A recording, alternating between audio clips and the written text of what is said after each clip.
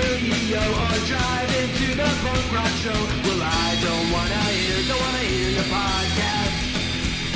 No, I don't wanna hear your podcast. I've got nothing to do today, and you got so many things to say. Still, I don't wanna hear your podcast. No, I don't wanna hear your podcast.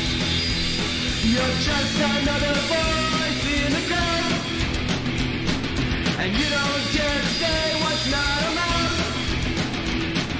You bought a new pop filter and a fancy microphone, so go enjoy yourself and leave me alone.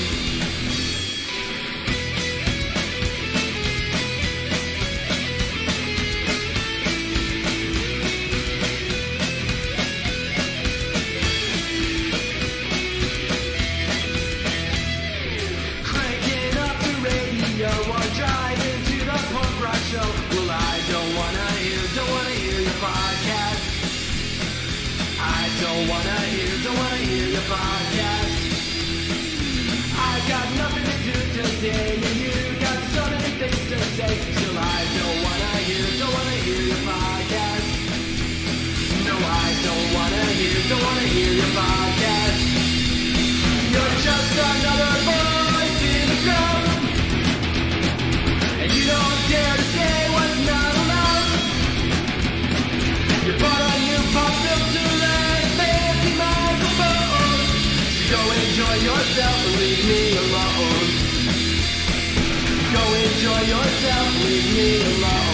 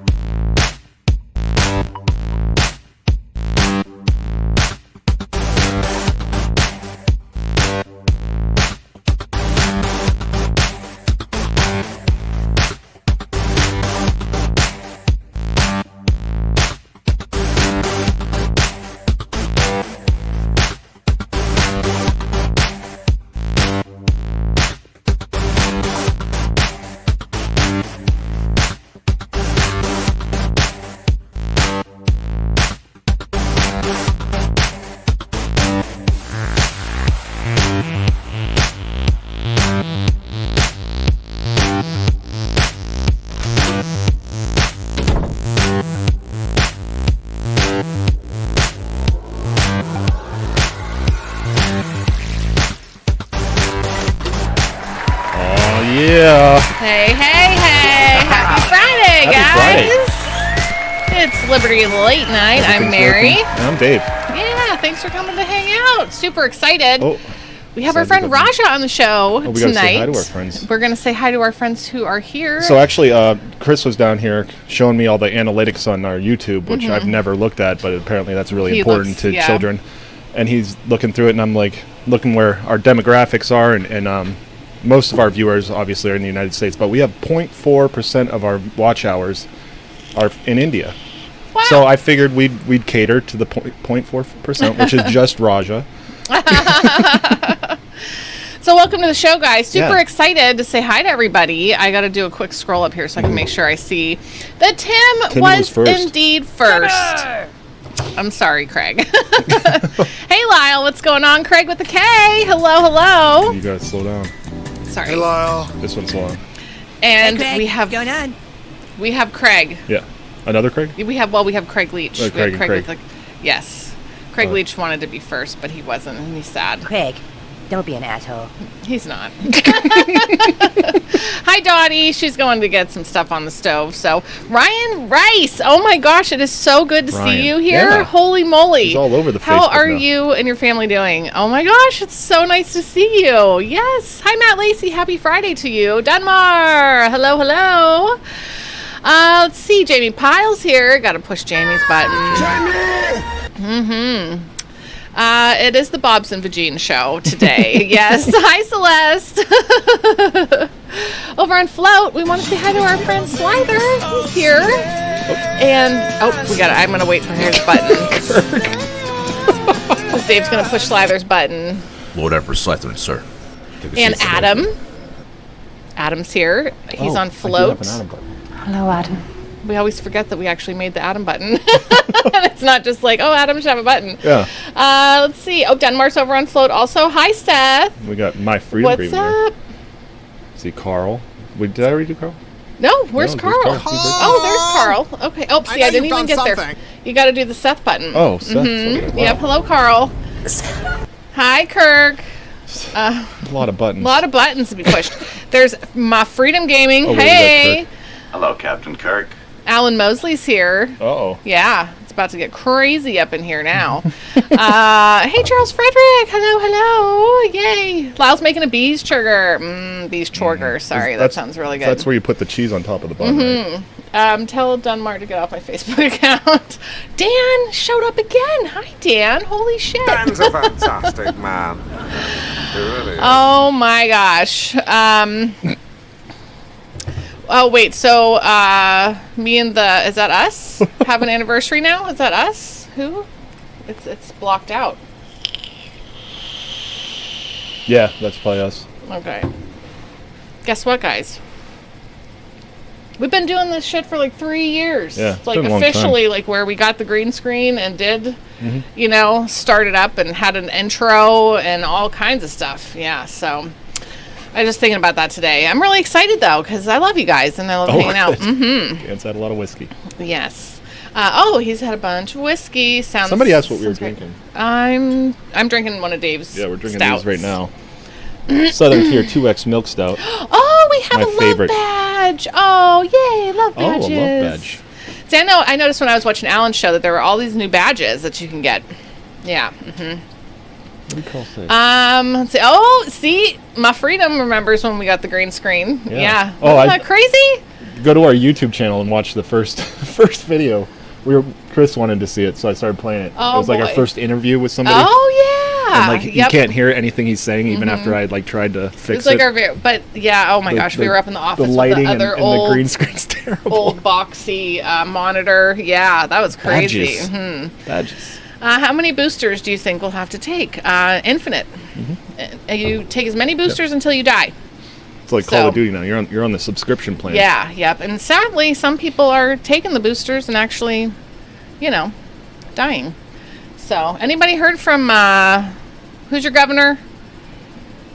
Carl, who's your governor? Oh, the guy. I might have watched the first interview live. I can't remember. Yeah. Oh, and see, it's like, I remember like Celeste didn't really talk a lot either. She was a lurker, and she's come way out of her shell, and I love it so much. It makes me really happy. Newsome, yes, Craig. Newsome, yeah. Anybody know how that guy's doing, or have they seen him or anything? Yeah. Newsome, Gray Davis. Hey, Tim, how's the baby? I saw like the most adorable picture that you posted the other day. Oh boy, look at my hair. It's so long. Yeah, it's holy moly, we've come a long way, baby. Hold on. Newsome is in hiding. There's the first interview on YouTube. Yep. We were doing shows before this. Everybody's telling me, please speak louder. Asked about, if you could hold it a little bit closer, I can't figure out how to turn you up and people are having trouble. Oh my gosh. Yeah. I just can't get over my hair. And that was like probably like really long. 15 beer pounds ago. I think I put on like 15 pounds since doing the show. Oh my gosh. And then every time we set down our drinks, you'd hear bong. Yeah, yep. Somebody asked, wait. I'll be taking no boosters.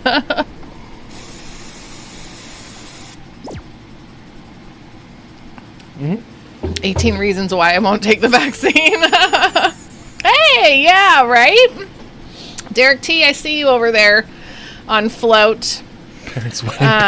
He is so happy, babbling all the time, sleeping quietly now. That's wonderful. I'm really excited for you guys. It is awesome. Thanks, Alan. Having that time, with the little squishy baby. Oh my gosh, they're so cute.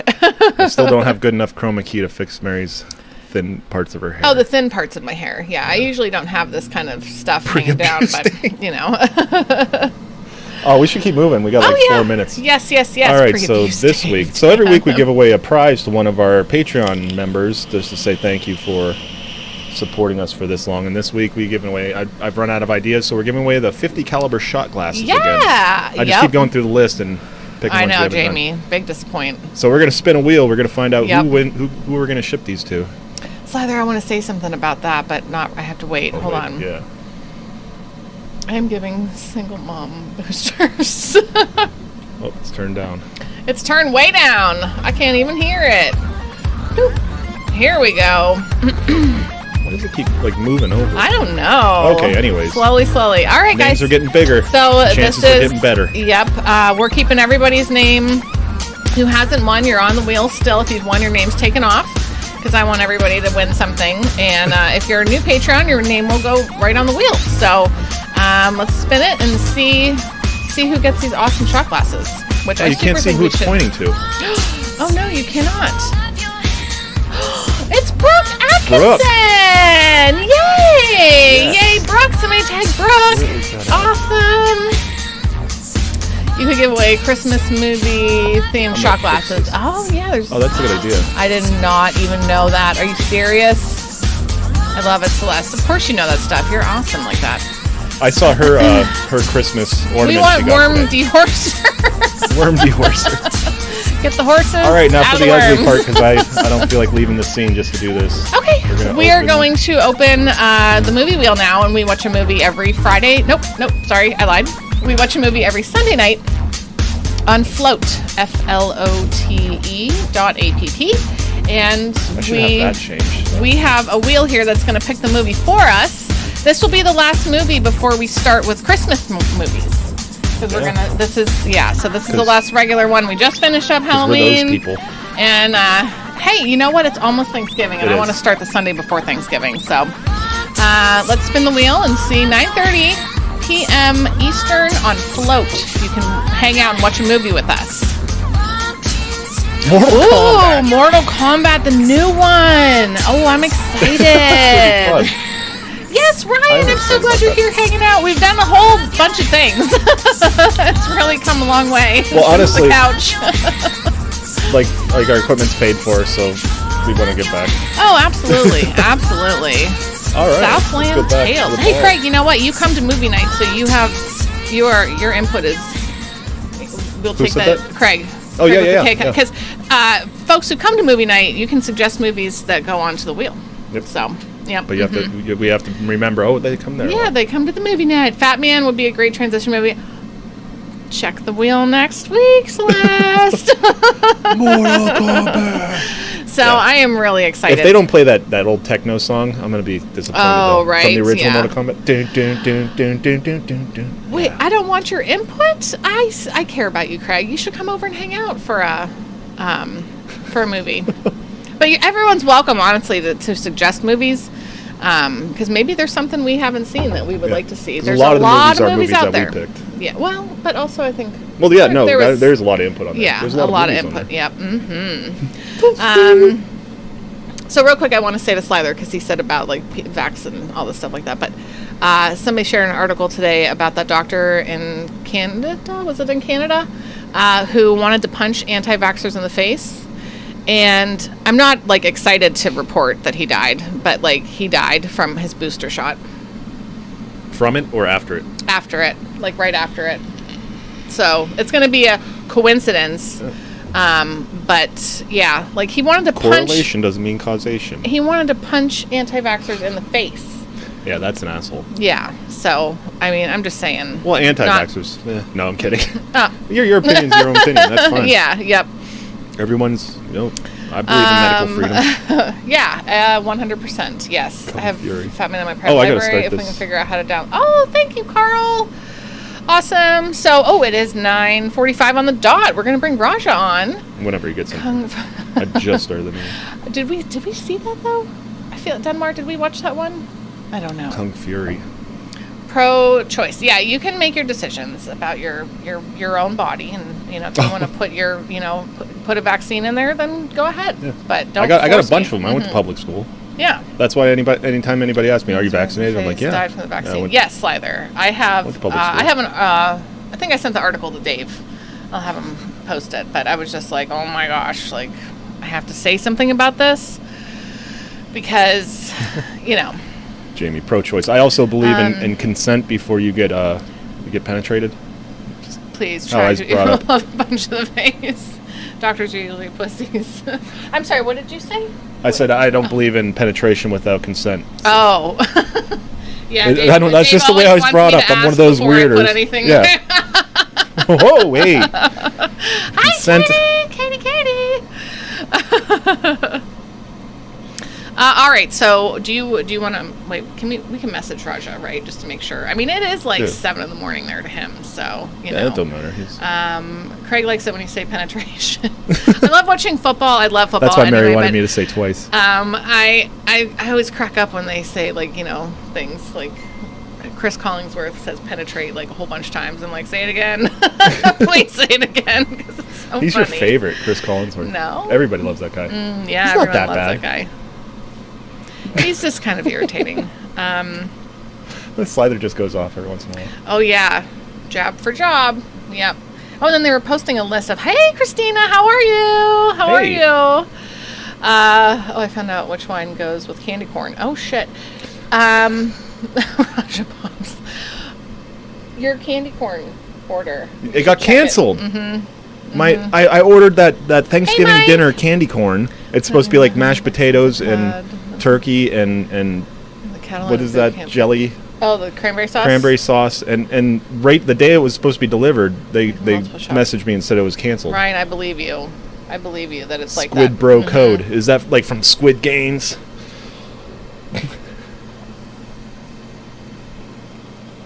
Great week. I don't know. Hello. Did he party all last week? Yeah, he might have. He sent me a picture and said Happy Diwali. Did I say that right? Oh, here he is. Hold on. We gotta wait till we're connected. We're pretending he's not there. We're still connecting. Hi, Raja. Can you hear me? Oh, right. So good. We're gonna bring you on here, and Dave's gonna pull the screen down so that you can be seen by all. I'm gonna zoom in on you a little bit here too. It's Raja, everybody. This is Raja. Yes. We really don't know anything else about Raja. We just know his name's Raja and he lives in India. So this is a perfect opportunity to get to know him. Yes. He hangs out. Hello, good morning. He hangs out in the comment section. He's been on Derek's show. We chat on Facebook Messenger and stuff. But this is, I think, our first time that, you know, we did that Zoom call with everybody, with a big group of folks in the summertime. But this is the first time it's just you here, Raja. Welcome. Yes, I want to say, good morning / good evening to all my mates here. And if this wouldn't have been a PG show, I would have said, welcome, big, beautiful bastards. Yeah. Thank you so much for PG. Well, you know what, Slither, what was his first comment? Slither says, this is your moment. Slither's really excited for you. I like this bloke, you know. I just call him Voice of God. I just have a nickname for everyone. I just call him Voice of God because his voice is like, he's like Morgan Freeman, you know. We don't know his face, but he's just Morgan Freeman, you know. Yes. Anyways, how are you, twins? Alex, doing better. Alex, hello over there. We're doing good. Yeah, it's getting chilly here. You know, they say it's going to snow. Yeah. This weekend. Yeah, it's nippy here too. Yeah. Now, what is nippy there? I was going to say, what's the weather? What's cold? Nippy is like when we actually live on the foothills of the Himalaya side. Oh, okay. In November we have autumn. And it's nippy when you things are perky. And and chilly is from next month, probably mid of December. It's very chilly. Do you get the snow? Yeah. We get. I don't get the snow, but 100 miles from where I live, it snows. Okay. 60 miles, yeah. Okay. Depends on the height. Yeah. I wouldn't mind having some of the cold, but just not all the snow. We get so much. We get a lot of snow. So, Yanks are like, you live in the most coldest areas. You and all those Western European countries, you know, all are very cold countries. Yes. Just in the southern part of your country is not cold. Otherwise, everything is cold around there. Everything else is chilly. Yeah. So Craig Leach says that. He says if I close my eyes, I almost hear Kane, and Kane is our friend from Australia. And Roscoe keeps telling us he's not from Australia. And so, but you have that accent. See, my son heard your voice for the first time today. He watched the video of the cows. Yeah, and then he actually came down when we connected. You got to meet Davey. And but he's like, wow, he sounds Australian. So the whole cliche of the, Simpsons Abu. The Abu from Simpsons, Quickie Mart.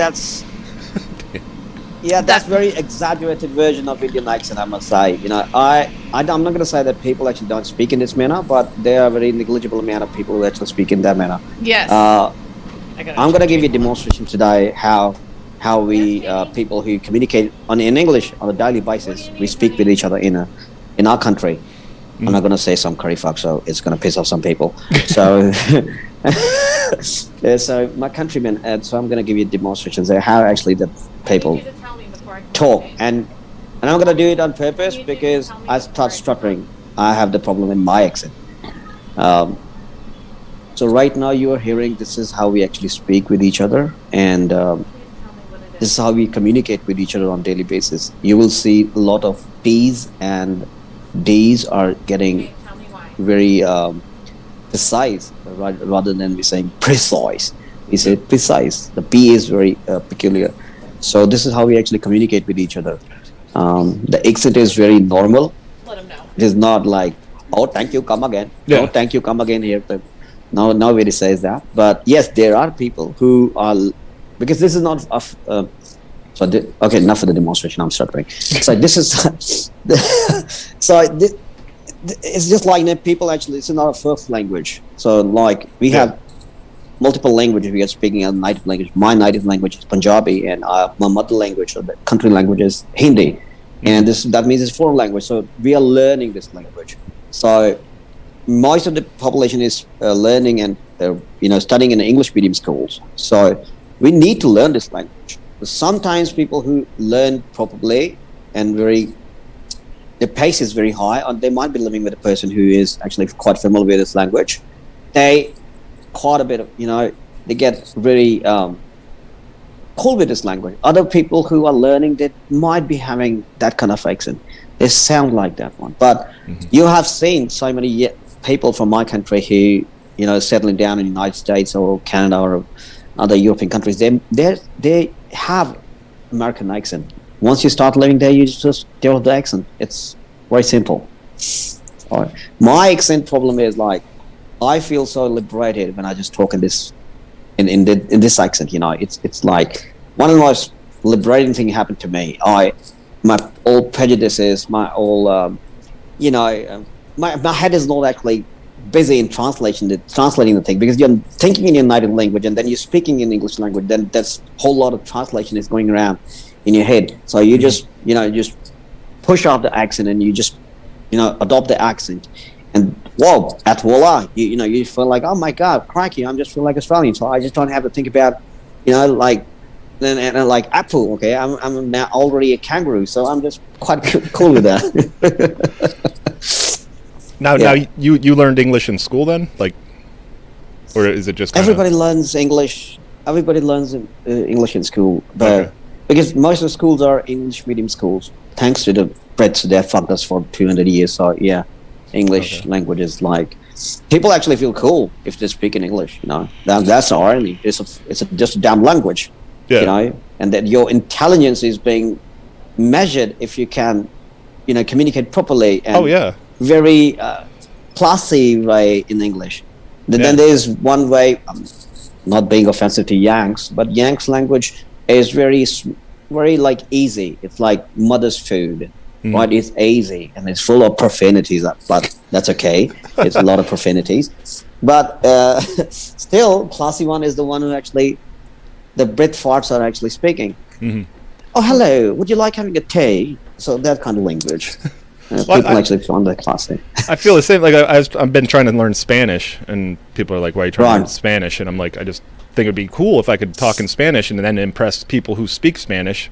But if you were not just speaking just generic Spanish, but you could speak properly, that'd be they like David Gay. He knows like all these different different types of Spanish. Oh yeah. Which I learned that there's like South American Spanish, Cuban Spanish, and they all use different words and stuff. Oh, that like was like awesome, mate. That was like he was so good that he could mingle up in any damn crowd and he's gonna sound like that one. No kidding. And he actually sounded like Nepalese. Yeah, actually sounded like Nepalese and Indian. Somewhere down the line, he was like, "Oh, thank you." I was like, "Wow, even I can't do that." You know, he was speaking multiple languages. He was doing French. He was doing some African accent as well. I was like, crikey, Dan, you know, and that was like, that bloke was awesome. Yeah, he's really good at that stuff. Sorry, I had to go up. I don't know if you said, but our kids have the sniffles, and my daughter needed me to come up and help her with blowing her nose. No worries. No worries. Yeah, the kids got the cold now, and I got freaking PTSD from getting the Rona last month. So I've had a lot of anxiety this month. I'm just like watching the kids. I'm like, they all right? They okay? That's a fancy word. That's a very fancy word. The Western society use. Oh, I have a PTSD. Oh my God, my I've seen people getting the ass blasted up, and they say, okay, it's fine, you know. And the Western society say, I got really bad flu. PTSD, and I'm like, yeah, you know, people are getting their heads ripped off. Nobody actually can give a fuck about it. And we're gonna get to some of that stuff. That'll be interesting. Oh, for sure. I'm gonna need a beer. Yeah, there was comments. Oh, I've seen it. I've seen that thing, and you don't want to see that thing. You know, people getting blown up. It's not a good thing to see. Yeah, I witnessed it. Oh, Carl sees all kinds of stuff. But. Hi, Carl. How are you? Yeah. Carl has done some things, you know. Seen some stuff. You know, EMT and rescuing and helping people, and sometimes you get to the scene where it's just someone's head's already off. And Crystal asked what time is it there? It's like what time 1 hour? Is it? No, 11 hours behind or something. 11 hours ahead. I don't know. You're in the future, Raja. Yeah, it's tomorrow there. Yeah, I'm the future. You're the future. Well, Korea is always the future. No worries. But on this occasion, on this day, I must say that I want to thank my mom, dad for creating me, and my friends for supporting me. Because of them, I'm actually on this platform. And I want to say World Peace and Bob's. Thank you so much. Please send Bob's. Find me. Oh my gosh. Bob's is the currency. That currency is actually quite available in our country. So yeah. Bob's is something which we actually trade in. It's the barter system. Show Bob's, thank you. Please come in. Oh my gosh. Here's your coffee. I think one of the first things, you know, that when we were talking was you wanted to hear our version of an Indian accent. Yeah, that was all terrible. You know, it was all talking about the Bob's and Vagine thing, you know, and it's just like you shared with us that you are a very lighthearted person, you know, like you like to laugh and but that's not how it is there. A lot of your friends aren't the same way, right? Actually, unfortunately, we're actually living in an era where everybody's getting so sensitive about it. We are living in an era with the generation eating Tide Pods, feminists, and, you know, they're on the brink of getting offended. And, you know, everything is racist and everything is so sensitive. Yes, it is racist. I know. I come to know when it's racist. You know, when somebody's trying to put you down by just bringing your cultural background, that is racist. But, you know, a little light-hearted jokes are not racist. Okay, you can take it with a pinch of salt.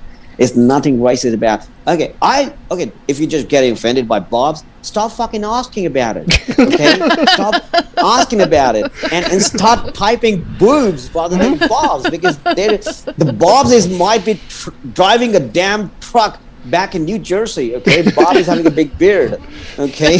So you just start asking boobs, and if you don't get offended about anything, you know, it's lighthearted. Is you know, if you have a lighthearted mind, you can get away with a lot of things, and you can mingle up with the people around. Mm-hmm. You became friends with totally strangers, and I have, you know, practiced that thing when I was in Thailand, I was in Bali, I was in Malaysia, Bahrain.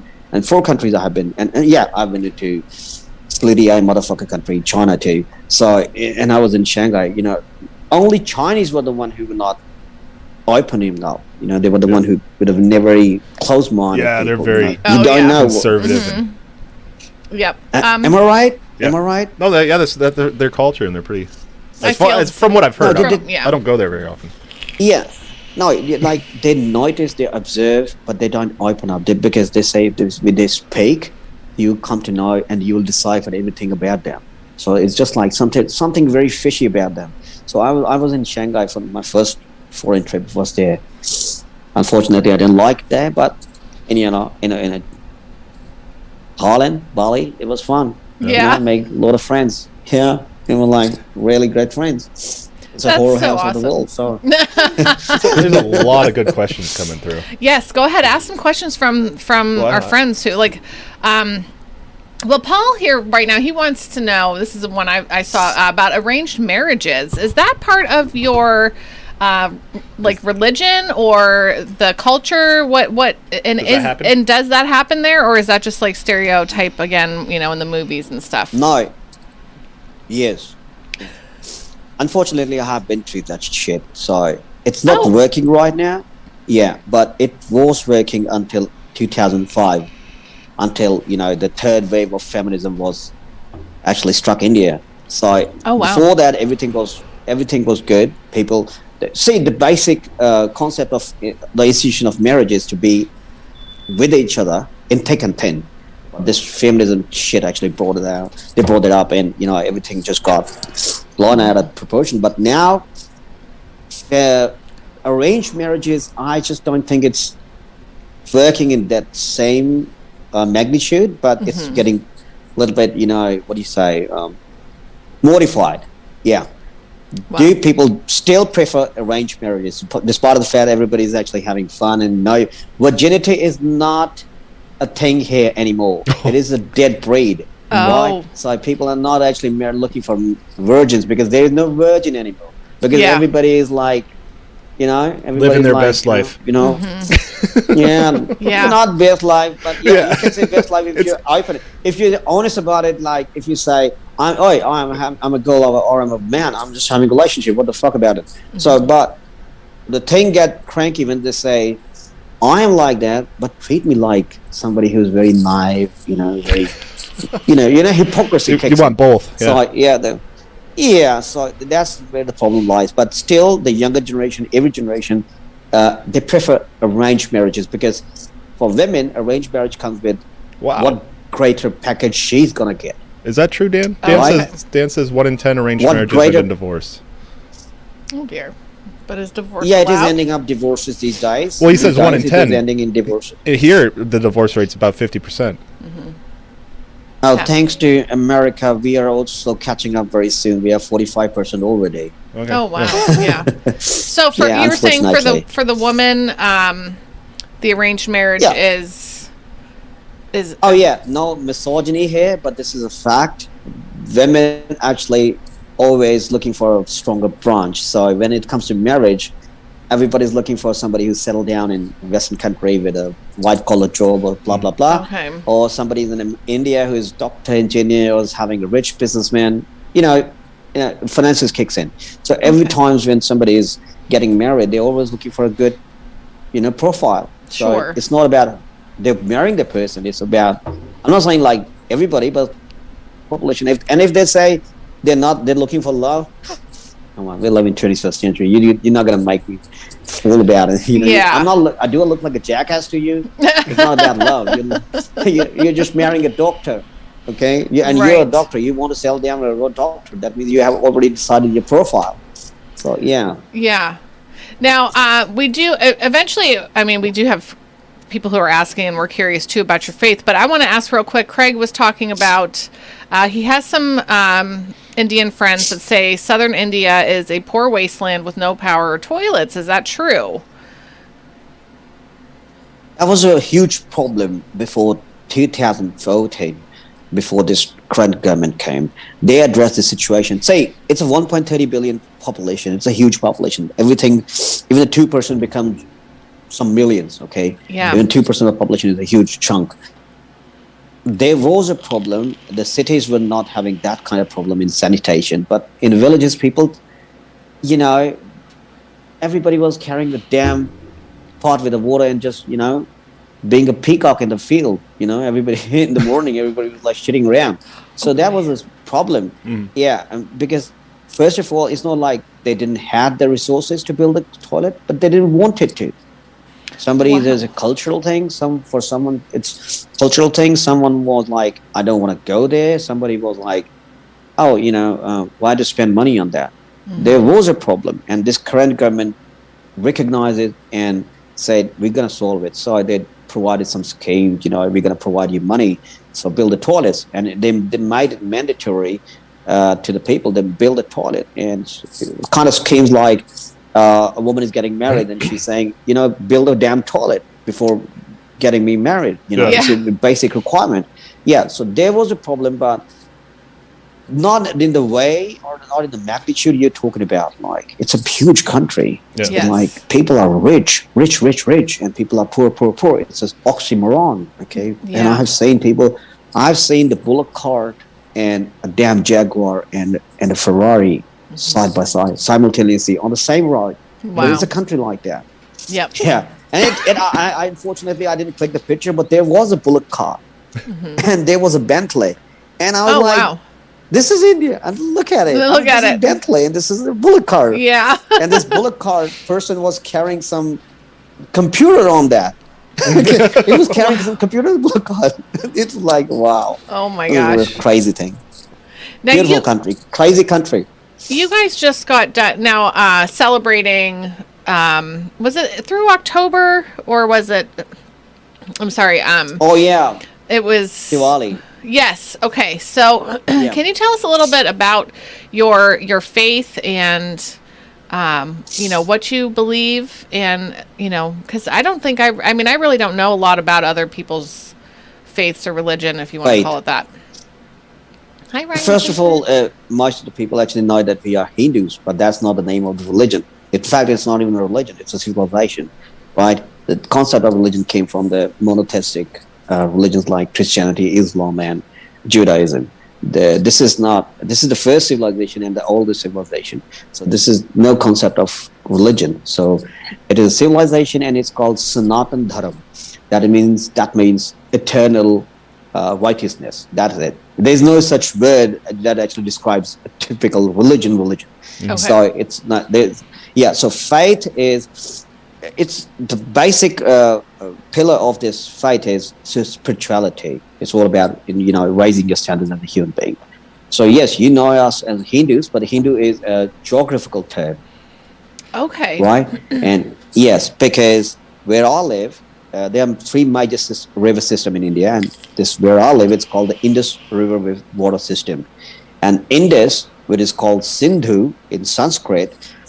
And people on the other side of the western side of the Sindhu River started calling us Hindus. So people, the geographical terms. Yes. You started calling people Yanks, okay? Because they call what do you call the gringo? The Mexican call you gringo because you're white people. So they started calling you gringos. So somewhere down the line, after some centuries, people calling you gringos, and you said, oh, kids, sorry, even your kids said, we are proud gringos.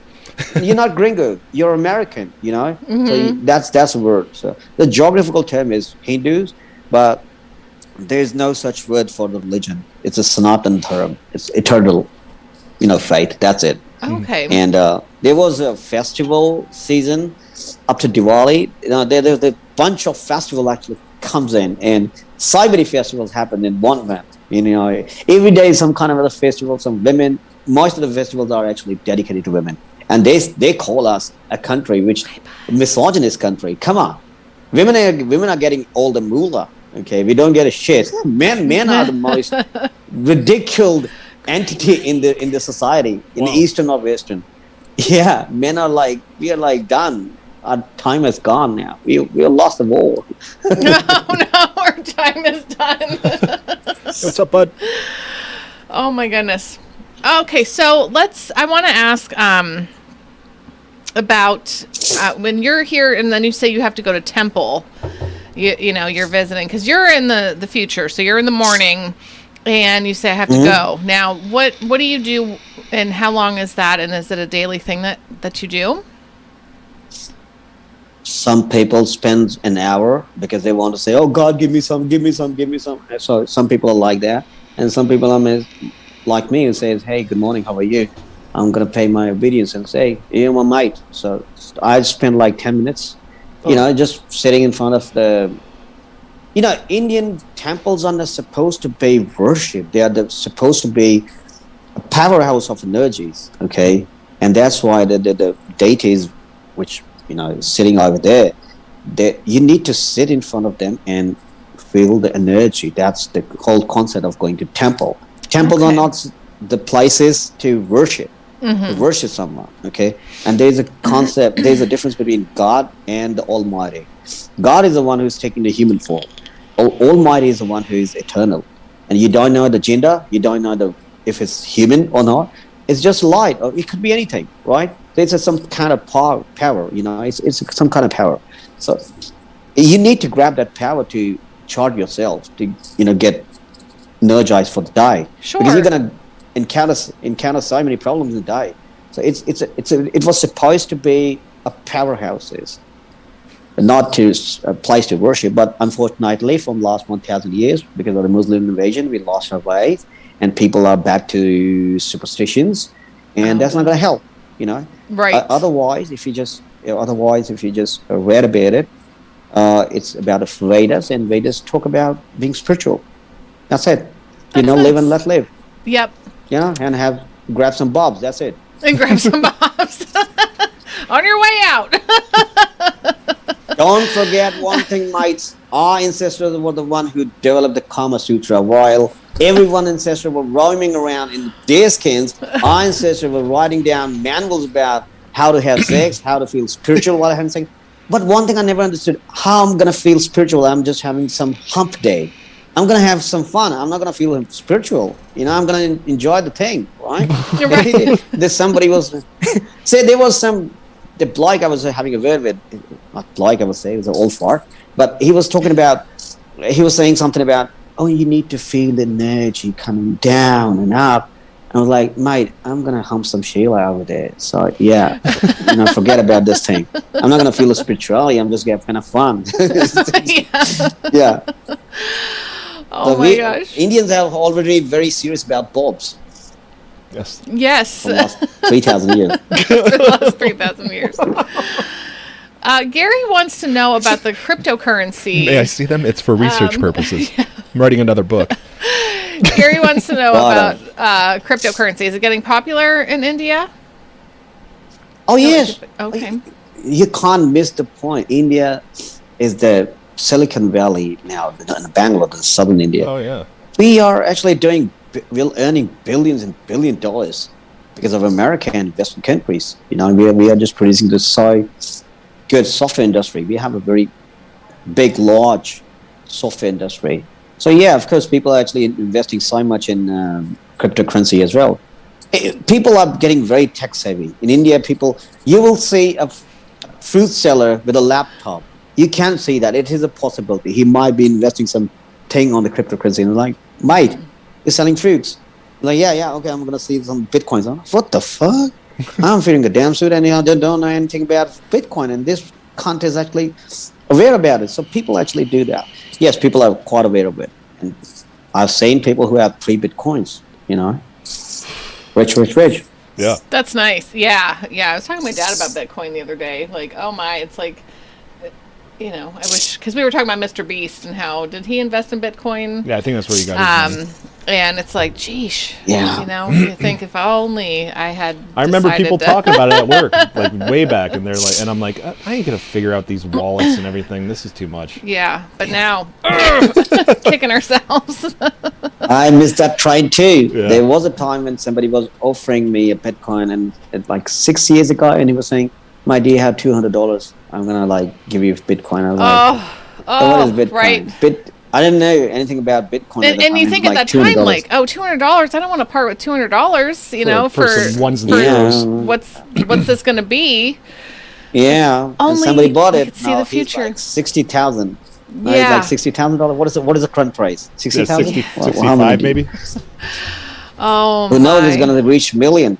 Yeah. Who knows? This is our friend Katie. I just want to say this is our friend Raja. We got to meet him through. I think we were watching Sherry Voluntary's show, Derek's show, and then we connected through Facebook. But a lot on Float. Also, he comes and hangs out. And this is our friend Raja. This is our friend Katie. She's in New England. Hi, Katie. How are you? Hi, Katie. My pommy cousin. How are you? We are actually Commonwealth cousins, so yeah. Yes. Commonwealth cousins. Yeah. Do you know anything about Commonwealth? I don't. Commonwealth countries. I don't know. No, that doesn't sound. So. Okay, those countries whose ass was fucked up by British. When British left, they says, we actually stop humping you, but that ass belongs to us. So we're gonna create a Commonwealth program where we'll have like games, Commonwealth games, and Commonwealth this and Commonwealth that. So yeah, some kind of competitions are happening every now and then. And Britain, Canada, Australia, India, and some other sand nigger countries. Yeah, they do participate in that. I'm gonna piss off so many people. I just don't know. Hey, Raja. My country now. No, it's all right. I'm not gonna use the word 35. So, hi, Talking Trash. Yes, Derek. Hi, Derek.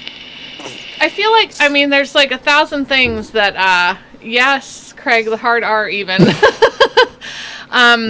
So do you think you'll ever, hey, Keith, do you think, Raja, are you ever going to get over here to hang out with us? Oh, I would love to, because I have never seen a Western country, and what could be the best country as America? That's like a flagship bearer of Western society, and I just want to say, what Yanks, one thing, there's not like, I used to think about America as one country, and then I saw there's so many cultures and so many places there, and everybody is different. Though they speak English, and some speak Spanish, and some speak multiple languages, and some is actually fucking up in Korean as well. But there is so much culture in every part of America, and that's the one thing I want to experience, because I've seen it movies. Everything I know about America is through movies and some reading stuff, and having a breakfast in a diner. That would be a great thing. Oh yeah! Oh my gosh! Yes. A classic diner on the corner of the block. Yeah, we got one downtown. Yep. So that's like set up like that. Yeah. I love I love little diners. Yeah. Yeah, or going to the countryside and seeing some, Yanks and cowboys. I'm not sure if they are cowboys. They're just wearing the same hat all the time. But out west, I think they are. Stuff like that. We could show you the Amish. Oh my gosh, the Amish people. Oh yes, Amish people. Yes. Oh my God, I saw that movie. That was like the latest paranormal activity, and it was all about Amish people. Oh really? And crikey, Amish people, the one who actually don't mingle up with the society, the present society, that don't use electricity, stuff like that, traveling through the bullock carts. Right? Am I right? Yeah. The beards, hats. Yep. Yeah. They're so like not far from. It's not like we live in the middle, but in our state, 45-minute drive. 45-minute drive, you can be in Amish country, and it's horse and buggies, and Okay. Mm-hmm. I will delight your country with my presence only if I get the visa. So send me a visa or find me a girl, okay? Is it that are you allowed to come visit even take a vacation? How does that work? I'm actually a businessman. We have a family business here, so it's quite easy for me to get a vacation. I will tell my brother and father to take care of everything. Okay. They will fill in. Everyone is actually having their part in this business, so they will fill in. Okay, and now they will be quite happy. That is one of the things. Paul was asking about your line of work. So you work in a family business? Is that what you? Oh yes, we have how about I say that distribution, franchisee of one company, which is dealing with drainage pipes, water tanks, plumbing pipes, CPVC, PVC pipes, the plastic ones, and the company name is Plasto. So we are the sole distributor for the entire state here. So we have a franchisee for the entire state, not for one city or for one place, but we for entire state. So yeah, it's always like the nature of the business. Like we're getting order from different dealers, and then I'm sitting in the office. My brother is in the market collecting the orders, collecting the money, and I'm sending the dispatches. So that's what I do. Okay. Always I'm just sitting it's a warehouse come office. Mm-hmm. Oh, that's how. Yeah. You should say that you're coming to America to check out stuff for business. And lay some pipe. And lay some pipe over here. Biden is and then write the it one off. who's not going to let me just like that. No, I might be needing a very strong reason. The easiest way is to get the sponsor visa. Somebody is your friend and he's sponsoring. Sponsoring is like he's not going to pay anything for you. He's going to like take a responsibility that this man is coming, and I take a responsibility that this man is going to leave, because in some cases people actually, they just go kaput, disappear. Yeah, up in the air, disappear. Yeah. So that kind of responsibility. Otherwise, the sponsor visa are just like that. It's easy to get, but American visa. Okay, you're just talking about Yankee visa. It's the most valued visa in the world. You don't know anything about your country. Your green is most beautiful thing in the world. You show green and everybody can understand what you're talking about, right? We're ruining that as quick as we can, though. Oh my gosh, America is like, this dollar, nope, not worth anything anymore. You guys are brats. This great current America after Obama, once Obama took over, he just fucked the shit up. Before Obama, everybody was corrupt, but not Obama was like bringing down America to the knees. And after that, your country from a big bull country with a big balls now just look like a sissy with a fucking pink skirt, right? And Obama, it is a fact now. After that, Trump, either you like it or you don't, but he had some balls. Okay, he was making some sense, but yes, he didn't have that kind of manners, because to mingle up and mortify people, you need to talk like them. But yes, he was very blunt, but he tried and he failed. People still voted for that old fart pedophile, Biden. Oh, imagine. And after Afghanistan fiasco, America looked like somebody who don't have any control on anything. And the world always, whether we like it, America or not, somebody should be there who should be a superpower to keep everybody in check. Otherwise, there will be a slitty-eyed motherfucker spreading some corona everywhere. Imagine, somebody needs to put them in order, right? I have. Dave is smiling. I want to ask you. You mentioned corona. And we have talked about this before, and you said that. Katie, he's in India. He sounds Australian, but he's in India. You guys, ivermectin. You guys can carry ivermectin around in your pockets and not get arrested for it. Also, you have. Can too. We just can't get it. Ivermectin. You can just go to the store and get ivermectin. Like nobody's going to be like, okay, wait, hold on a second. You can just get it. I didn't even knew about ivermectin. I was told by Derek, and thanks to Derek, he actually provided me the platform to be on the show. So Derek told me ivermectin. I was like, what is that? Let me check it out. And I was just asking this local druggist, and I was like, what is ivermectin? I'm like, it's everywhere. You have been having since your child. When you were childhood. And you're like, it's everywhere. I was like, okay, it's a hemp. Okay, I understand. It's like everywhere. You can get it. Nobody gives a fuck about it. So ivermectin, you can get. Hemp just grows on the side of the road, guys. Just grows on the side of the fucking road. He posts videos to float. Hemp is a menace over there, which I can't even understand, because we have to be regulated to even grow hemp.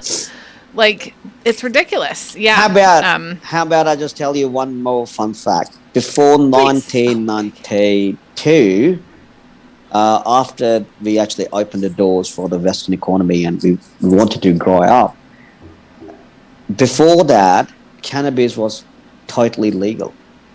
Totally legal means you can do whatever you want to do with cannabis. So hemp and cannabis are cousins, but cannabis, after 1992, we became friends with American companies, Pfizer and everybody, who want to actually suck on our blood. They put the cannabis under certain schedule drugged. Okay, but still you can get it. Yes. Oh, we have a tiny delay here. Small glitch. I heard some yelling and then cut out. In the Himalayas, people. Hold on a second. Yeah, and Israelis go in huge number in those places, and they have cannabis. It's called banana cream. Banana cream. They're just making some really good cannabis. Wow. I never tried it. I just don't know what's your fixation with the cannabis and hemp. I never tried it. We really like things we're not allowed to have. Yeah, but no, I'm going to say this. That cannabis is actually, it is helping a lot of people, and they're finally allowing people to use it for different reasons. But it comes from the earth, and I would rather smoke a big doobie and just chill on my couch or sit here with you guys and like laugh my ass off. But I'm drinking because we're allowed to do this. Yeah, we're allowed to ruin our livers. Yeah, cannabis. Even we don't get it because in our culture and in our medical system, what we call Ayurveda, the ancient medical system of India, which is the first medical system involved. They have been using cannabis from quite a long as a medicine, you know. Mm-hmm. Somebody's getting a seizure, give him a medicine. Somebody's having some kind of problem, calm down, cannabis. Or if and you know, in spirituality, if you want to meditate, cannabis actually helps a lot. Yep. And you know, the yogis and those the meditators, the ones who actually left the world, you know, the worldly world, and have gone to Himalayas for meditation. They just take cannabis on a daily basis, and it makes you chill, man. I just don't know why. You chill. Yeah, you know, it makes you calm. And I tried once.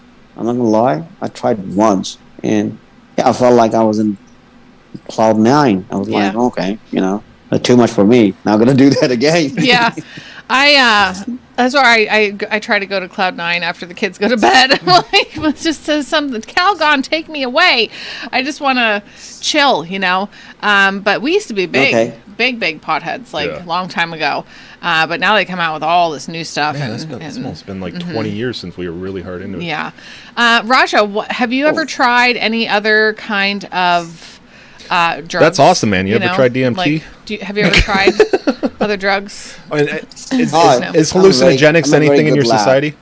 Okay, wait. What did you say, Raja? He's a very good lad. People. Okay. I'm a good lad. I'm a very good lad. So people do drugs now, and that's a huge problem coming from the other side of the border. That is Pakistan, the rogue nation, the terrorist cunts. Yeah. They're big like opium and stuff. No, cocaine. Oh, really? Smack. Yeah. Oh, that's right. Somebody said that. Somebody said, I think it was Pakistan is like your Mexico. that's Pakistan's your Mexico. It's not. It's a fucking black hole. Okay, it's just like a nasty version of North Korea up your ass all the time. Okay, with a fucking jihadi mindset. They have a very clear mindset. I must say that I only like them on one thing. They are very clear that they will just want to kill all the non-Muslims. That's simple. No fucking ifs and buts. You know, when they say, I want to, they don't sound hypocrite. They say, okay, I want to kill you. I say, why? Because you're non-Muslim. Okay. You need to blame that on my parents because I didn't apply for that. Okay. I didn't sign up for that. Not my fault. Not my fault. Somebody was horny. Not my fault. Oh my gosh. So you have not tried anything other than... But is there parts of your religion that uses like I love I just said the word and I forgot it. It's okay. Hallucinogenics. Oh yes. Because I think there's something to it, you know. Like magic mushrooms and stuff. Like it's actually like helping people like with PTSD and depression and folks coming back from the war and. Mary, this country is not only big in population, but it's also big in area and with different kind of altitude, and at every altitude there are different kind of vegetation, and people have magic mushrooms and stuff in the lower part of the Himalayas, and then you just come down to the Himalayas in the plain, just stuff like that, you know. Some berries, somebody is actually getting high, you know that. Someone's getting high. Somebody's gonna find a way to get high. Somebody's actually taking snake's venom in a very small amount to get high. Just imagine somebody's actually burning a damn lizard and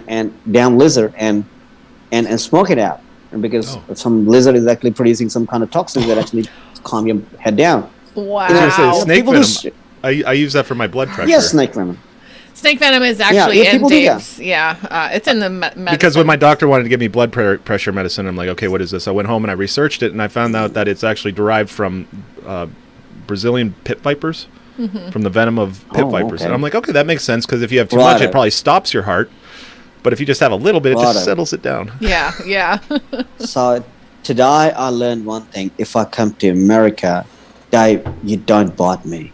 Please promise you don't bite me. Please. But smoking lizards, that's wild. Yeah, people do shit. People do random shit. I've seen people spreading some damn thing on the breads, and that medicine is used to, when you're just getting hurt and when you just have some kind of bruise, you just apply that medicine for topical use. People actually use that for on the bread and eating it. Yeah, bread spread. And I'm asked why. And yes, Mike. You don't know the chemistry behind it? Mine is so great. I was like, yeah, nah. I'm going to pass, you can't, you're just having, people are stupid. We are humans. We are very, one thing we are great at is our infinity of being stupid. We are stupid. There's no doubt. We made great things, but we are quite capable of destroying ourselves. So yeah, we built dukes. Who else need that? Quite capable of destroying ourselves. Yeah, absolutely. I love that. Like when you think about what people do to get high, I'm like, who figured that out? Like, might as well give it a try. Yeah, who's the first person who? There's a lot of failed attempts, I'm sure. Like a lot of. How about I just tell? I had my first beer in 2019. 90. That was the first time I. 19. 2 years ago, I was in Thailand.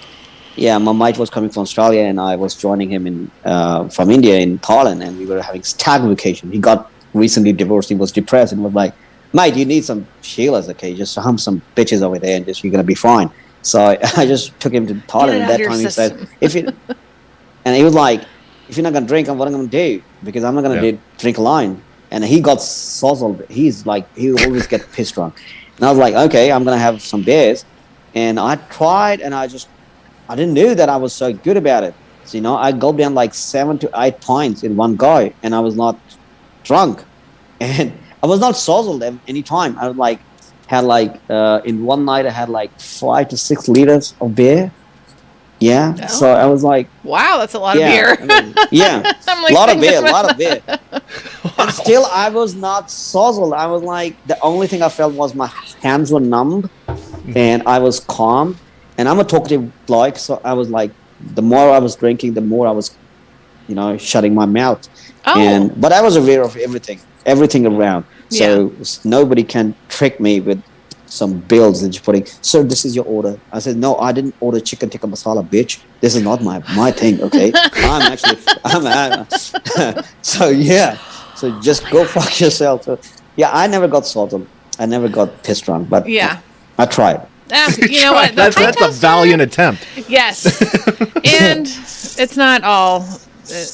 Don't try it. No, it's no fun. What I realize is like when you medicate yourself with it, that's the bad stuff. It's like when you're anxious or you're depressed and you're like, well, I'll have a beer because it makes me feel better, and then you have 9 beers and you're like, I feel fine now. Mm-hmm. But then you wake up the next day and it's worse because the hangover it's worse because there's more anxiety, more depression. You're tired.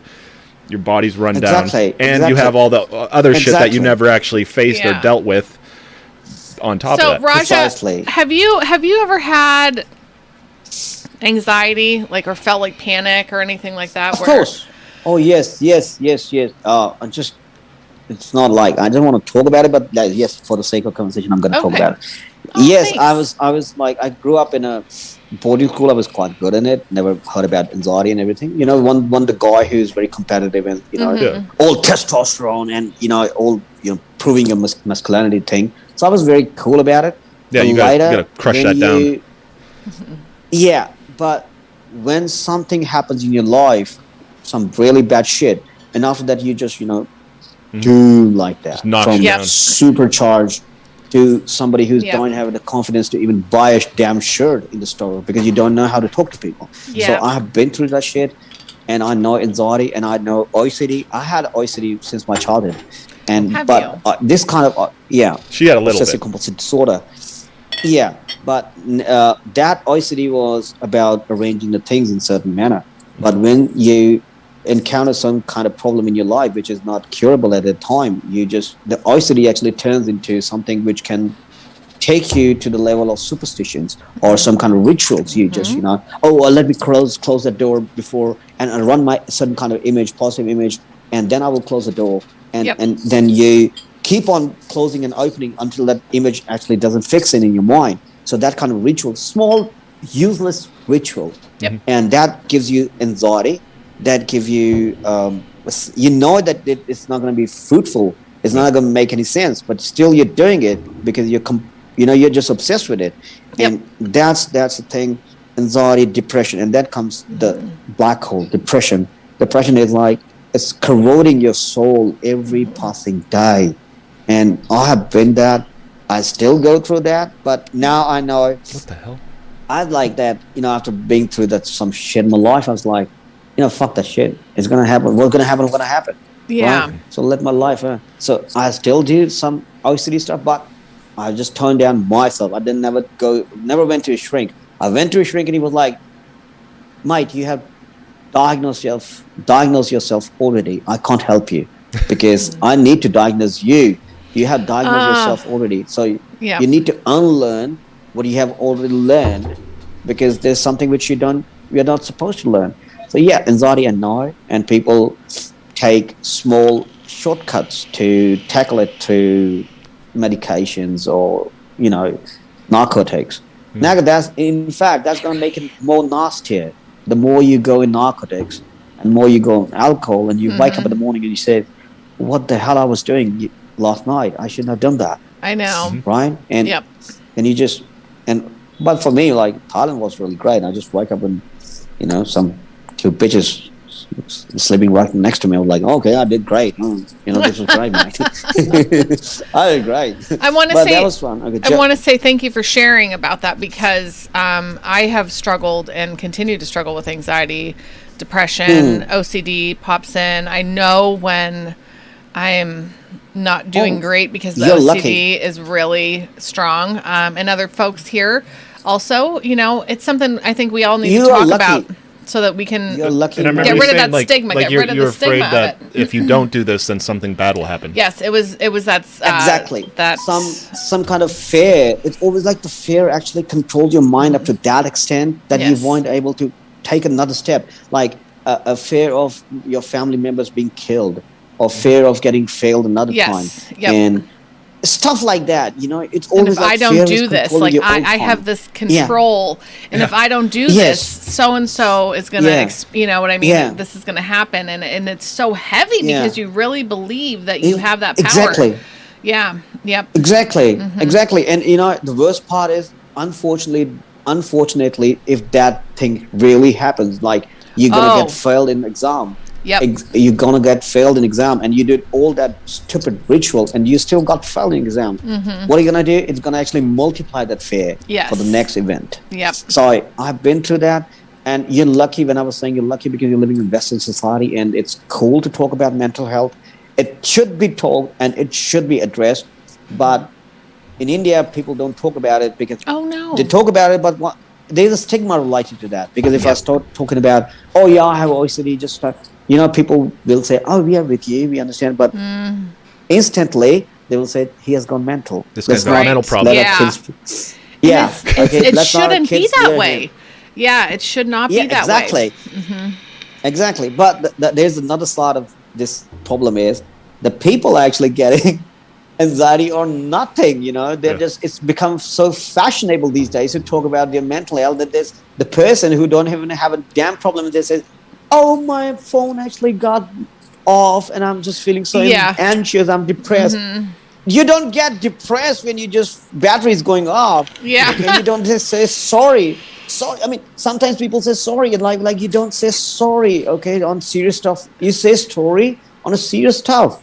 You don't say sorry for these kind of things. It's ridiculous. And it has become fashion. This Tide Pod eating generation is getting depressed on a fucking brink of a hat. Yeah. Every single time.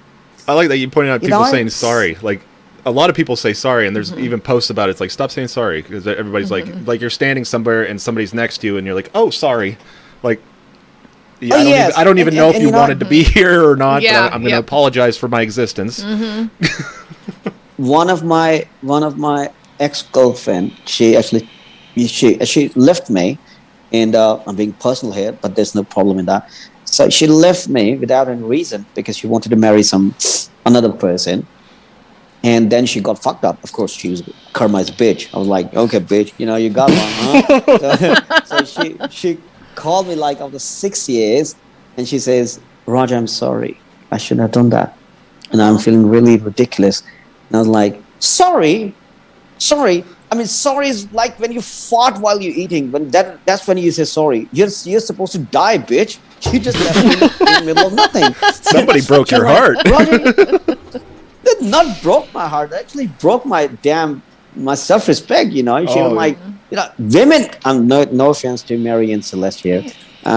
Women are the one who actually talk about a lot about love and dedication and commitment. And they're the first one to break it. They're always the first one to break it. And when they say commitment and love and lovey-dovey. And when you just get lovey-dovey with them, you're too nice. You're being too nice. Oh, no. You must get away. It's just be clingy. You are exception. Dave is lucky, Celeste is lucky, and her husband is lucky. But I'm just talking about the 90% of the problem we have to deal with on a daily basis. And somebody actually told me that, Roger, you're being too nice. I was like, why are you just ignoring me? She was like, you're being too nice. I'm like, okay, cunt. How about now? I'm not going to be nice to you. Hey, and bitch. she's like, I like it. She was like, I like that. I said, Oh, okay, wow. You want me to disrespect you? I can do that because that's quite natural for men to do that. We actually quite good in that. We disrespect each other on daily basis. We call our mates cunts all the time. Okay, this is not a single time we leave any moment to disrespect our mates. It's a term of endearment. That's what we do. Yeah. We are natural. You just want us disrespectful, we can do that. I mean, we're natural. Don't push us. Yeah. Because once we have fucked up civilization because of our disrespectful nature. We have fucked up Roman civilization. We can reach into our darkness. Yeah, we are very dark creatures. So don't poke us. Let us be, bright and shine. I'm sorry. No, don't. Did you just say you're sorry? No, we're not talking about that, Craig. Okay. Being too personal. I mean, no, that's too personal because the audience might be thinking that this bloke is talking too much. No, Raja, you've watched our show. This is what we love getting to know people, and this is what it's all about. Just getting to know everyone. And I again really just want to say thank you about sharing your experience with the anxiety because especially because I have one more thing to share with you because it's something that's considered still taboo, I think, around everywhere. People. Yeah, everybody's starting to realize that everybody has it. Yeah. Most of the people says, "Oh, we're really concerned and we will support you about your mental health." But believe me, only 10% of the population who is going through that shit or who's kith and kins are going through that shit. They only understand you. Rest of the population, they actually categorize you instantly in somebody who's having a critically problem with their brain and they're not functional anymore. This little do you know that anxiety or depression is a state of mind which can be changed, but not entirely, but it can be changed. It can be changed, but you need to provide certain kind of environment. Unfortunately, this entire materialistic world we are living in, it's not easy to get away with it because there's always something new coming up and we have to, cope up with that kind of situation and anxiety actually keeps on increasing. People say they support you, but they don't. So it's better. I just don't talk about my mental health. I actually talked to one surgeon. She's a implantologist. I talked to her about my mental health once. And what happened next? Boom, block, right away. Right away. No! That's a doctor. And I'll ask her later.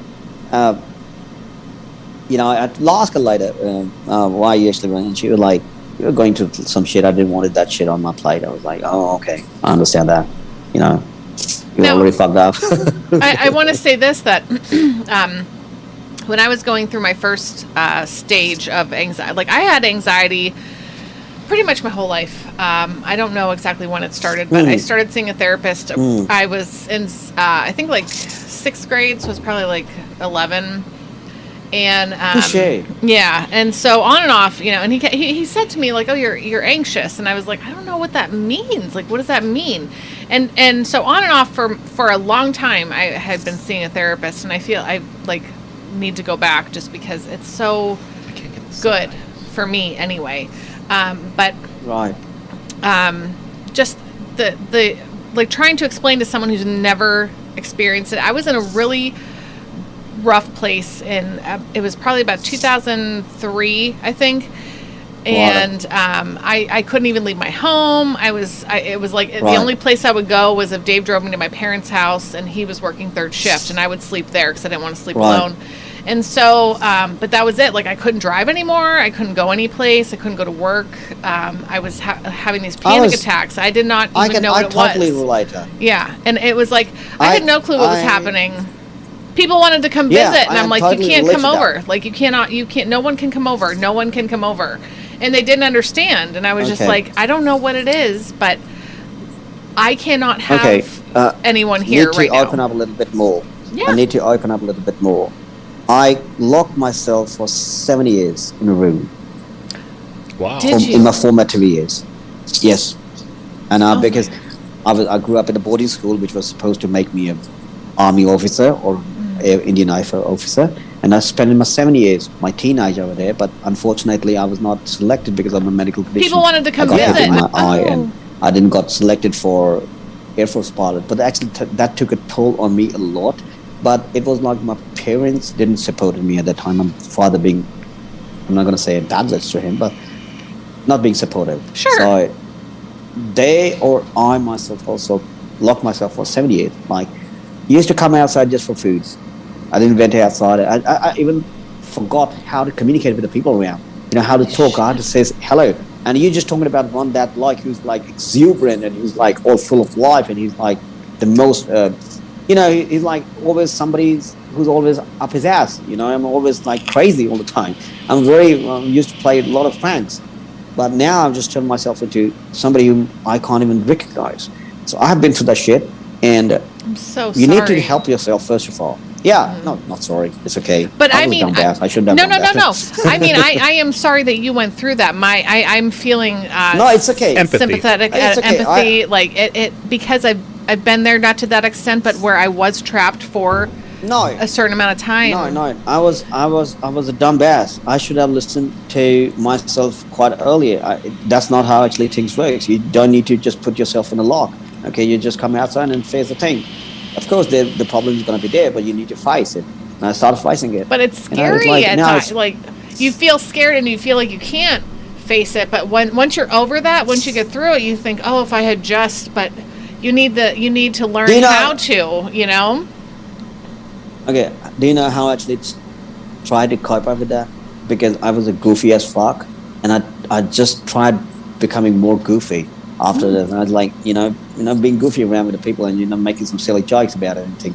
Even on serious things, somebody like, there was this old fart died, and women were like crying with the wailing and everything. And I was like, holy smoke, look at this bitch. You know, she never actually said hello to him. And I was like, what the fuck? You know, it sounds funny when you just wail. And I was like, you know, in a serious situation like that, I was making fun out of everything. And that actually helps me coming out of my, getting serious and depressed. I like, fuck the shit, like, live your life, just, and then divorce thing happened, and, actually, your brain is not actually good. But then you say, what's going to happen is going to happen. It's not your fault. You need to stop blaming yourself. You need to stop blaming yourself. Sometimes, if you believe in destiny, if you're religious people, okay, blame it to destiny. If you're not religious people, that's actually how it's going to work. Take the life on a daily basis. Take it with the horns. You need to take it. I'm not like a spiritual talker. I'm not like a Sylvester Stallone, stuff like that. Oh, you need to take the life and get hit and, just get back. That shit, when just people talk about these kind of stuff, I'm like, it sounds so shit to me. It's not going to help you when say they give you coats and you know what, you need to take the life. Bitch, I know how to take it. I know I'm taking it on a daily basis. you nasty cunt, you don't need to tell me on a daily basis. I'm sorry I'm using too much profanities, but nope, you're fine. This is our show. I swear a lot on here usually, so. So, but these people always giving you damn lectures about how life is beautiful, bees and butterflies, and bitch is the one who actually coming with bees and butterfly theories. And I was the third bee is bitch. Shut the hell up! Yeah, like shut the hell up. You were quite pissed off a moment ago with your damn mascara spread it out. Okay, and seeing you don't talk about me coming out of depression. Talk about yourself.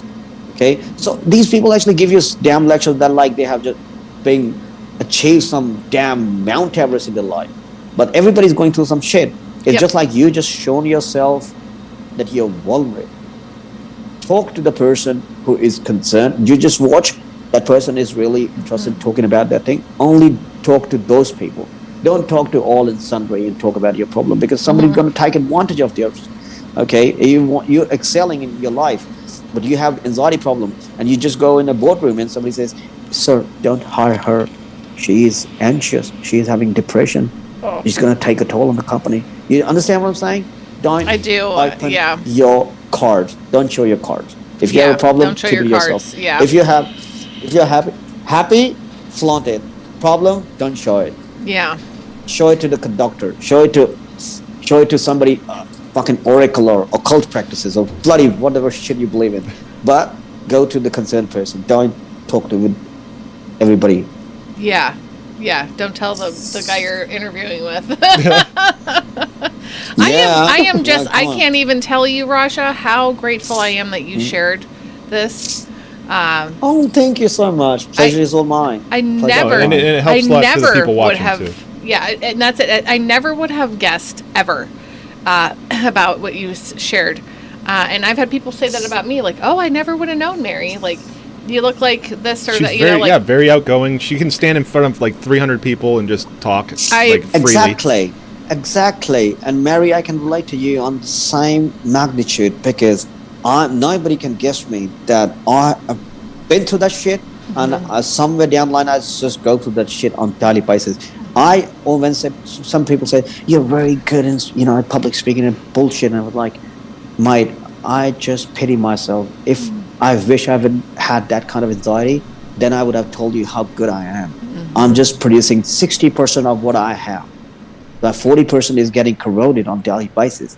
My problem is 40%. You are mediocre shit. You do, and you're just you're celebrating my 60%. You're mediocre. You don't understand what can I do with my 100%. Right. So, I understand Mary when she says she's good in public speaking, but nobody come to know that she's actually going through some really serious problem. Yeah. And like, I was so sad tonight because we were supposed to go to. We had a homeschool program that we were a part of, and it was the closing program tonight. And there I was one of the teachers for one of the classes, and we were going to get up on this little stage and talk, and I was so excited to be there with the kids for the final time, and share and talk and have them shout out that we went to different countries and did different crafts and stuff and learned all these things, and they were so cute. Wow. And I just. And I was so excited to be there and share this with their parents, with other guests who, because you can invite whoever you want to. And I was so pumped to be there with them and share. And we couldn't go because our youngest, they have sniffles and they're, snotting all over. Right. And I don't want to try to spread that to other people. Right. But I was so bummed out, Well, that would have been fun. But it's so weird because I was so excited about that. I don't ever think about I'm going to go, we're going to be up on a little stage and we're going to talk, But if you tell me I have to go in an elevator tomorrow, I'm going to be I'm not going to sleep.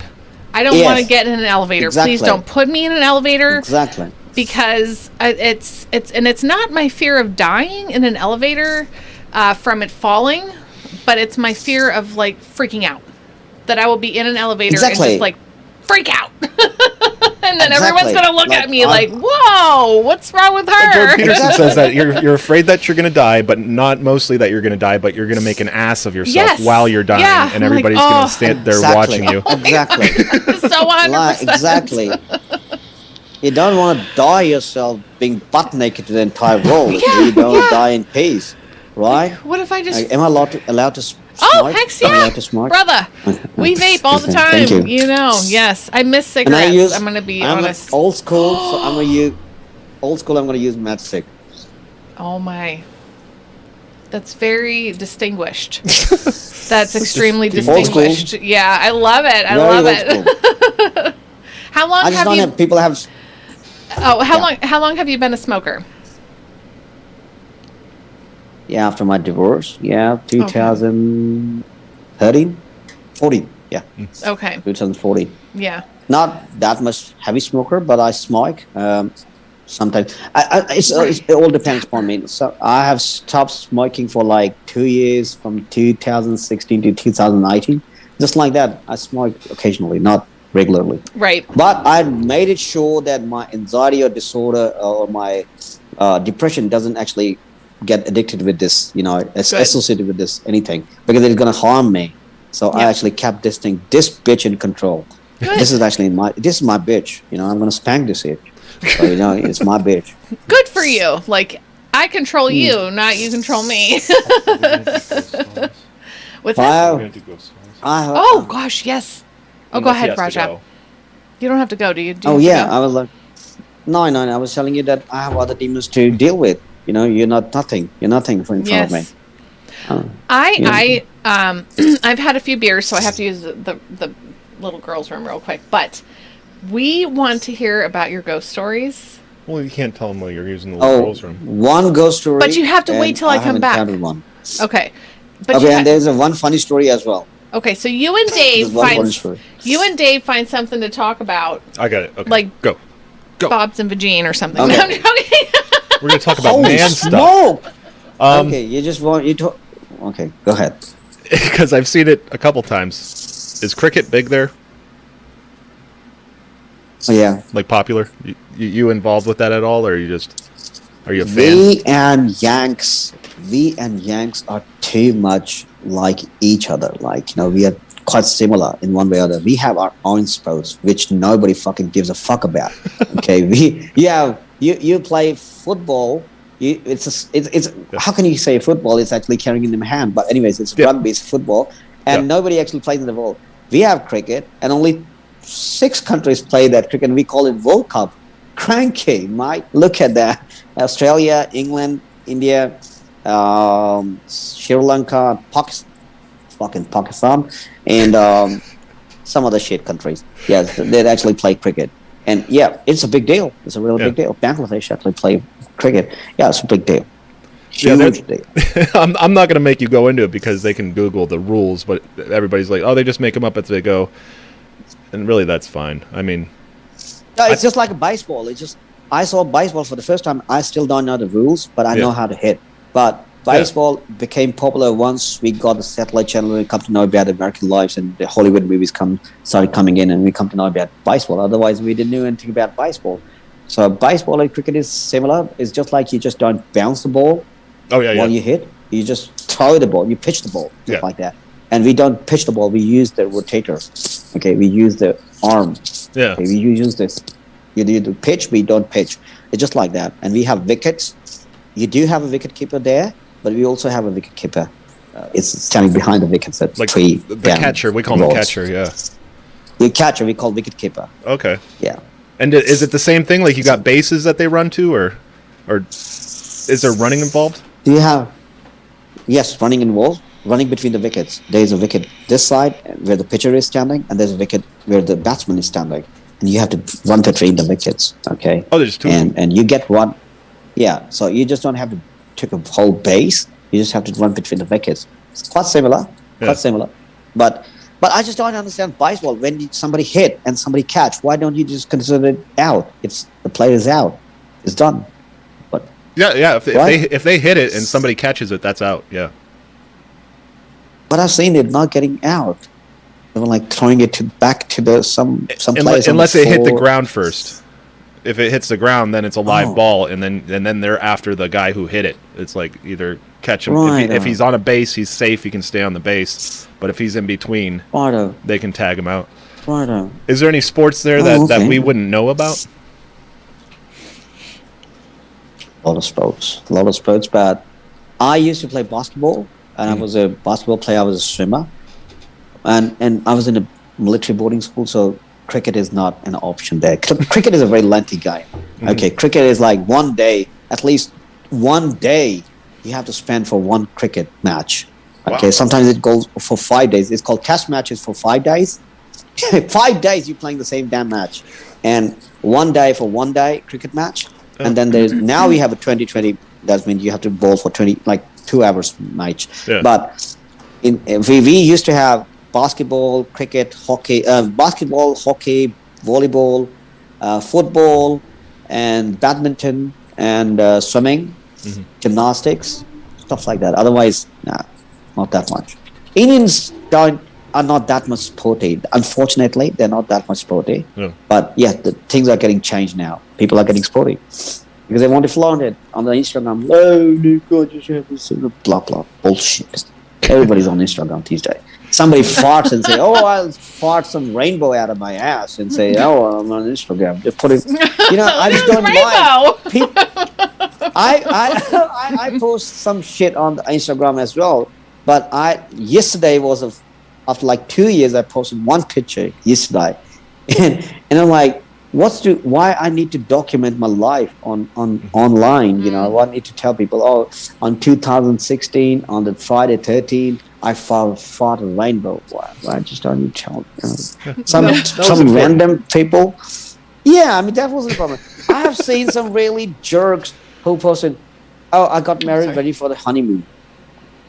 What? Why don't you just telecast your honeymoon? I want to see that, how you do that. Why don't you do that? Let's see how you perform. I'm pretty much sure you're going to done in 2 seconds, mate. Because obviously you've been saving yourself for marriage. Yeah, not everybody's getting the vajaja. This is still a commodity which is not available for everybody. It's really easily available. How's the spread there, between male and female in the population? And I mean, India, like we say, India is a huge country, a lot of cultures. It's a huge country, a huge country. Female population is still lower. Yeah. Okay, I was wondering. In some parts, it's really out of 1,000 miles to ratio of 943 female. Oh, that's pretty close, though. Right. I was just wondering because, the jokes, how hungry, the whole Boston vagine. I was wondering if maybe there was thirsty. Yeah, thirsty. Oh yeah, thirsty. I was wondering if there was go ahead. No, you just go ahead. I was going to say if there's a disparage between the numbers and there is a lot of repressed males. Oh yes, you should thank the Almighty that not all Indians are actually good in English, because that's the only barrier that actually stopping them to invade the white female population. Because every time I've seen these nasty fuckers. How can you befriend a woman online by saying, "Hi, baby, how are you, Bobs"? You don't make friends just asking Bobs on the first day. Right? You gotta slowly work up to Bob's. That's the comment you're going with for her profile picture. That's that's your shot. People still have this notion somewhere down the line. I'm not actually stereotyping my. Oh, okay, hang on. Come on. My nephew, he wants to say good morning to me. Anyway, yeah. He is shy, just ran away. Tejas? No, he's gonna fuck off. Anyway, he's like, so. Most of the population, they have still notion that females in the West are sex-starved and sexually so active that they can actually throw themselves on any single dude that will work. So, bloke like that, who's an ugly fart, he's gonna get some really good woman just because she's. Oh, okay. Good morning, Ramji. He's my nephew. Say hi. Say hi. Say hi to auntie. Say hi to auntie. Okay. Oh, okay. God bless you. Bye bye. He just ran away. That's kids, Yeah, he's 4 years old. He's 4 years old. That's so sweet though that he came to say hi to you. And didn't care about anything else. He touched my feet for blessings. I just gave him blessings. Yeah. Really? Oh. We do that to elders. Touch their feet and say, give us the blessings. You have a good day today. Nice. So yeah, okay. I was talking about that old ugly fart who still have this notion that females in the West are sexually hungry, and an ugly fart like me have the chances too, because I'm not gonna get any damn thing here. Nobody's actually gonna like me. So they still. So the one thing they do, hi baby, how are you? Show me bobs. That's why, because they're sexually starved, but somebody needs to tell them, do that thing in real life, and you're gonna get your ass kicked. Yeah. Right. Not gonna get there, right? That's how the bobs actually came in. The bobs and vagine meme actually came from those people, not from me, because I'm not. Oh, sure. I like bobs. I mean, we'll eat bobs, but I'm just telling you that. Too. Bobs are awesome.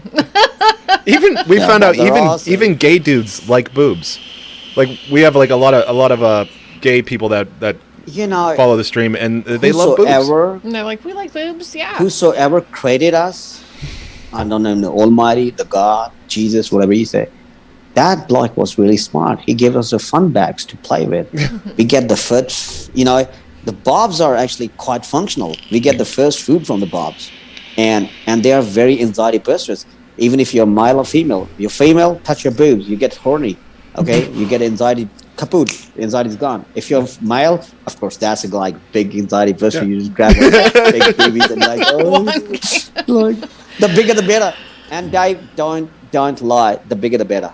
Am I right? Oh yeah. Well, I mean, is there too big where they're out to like here? Yeah, there is a limit. Mine are There's big.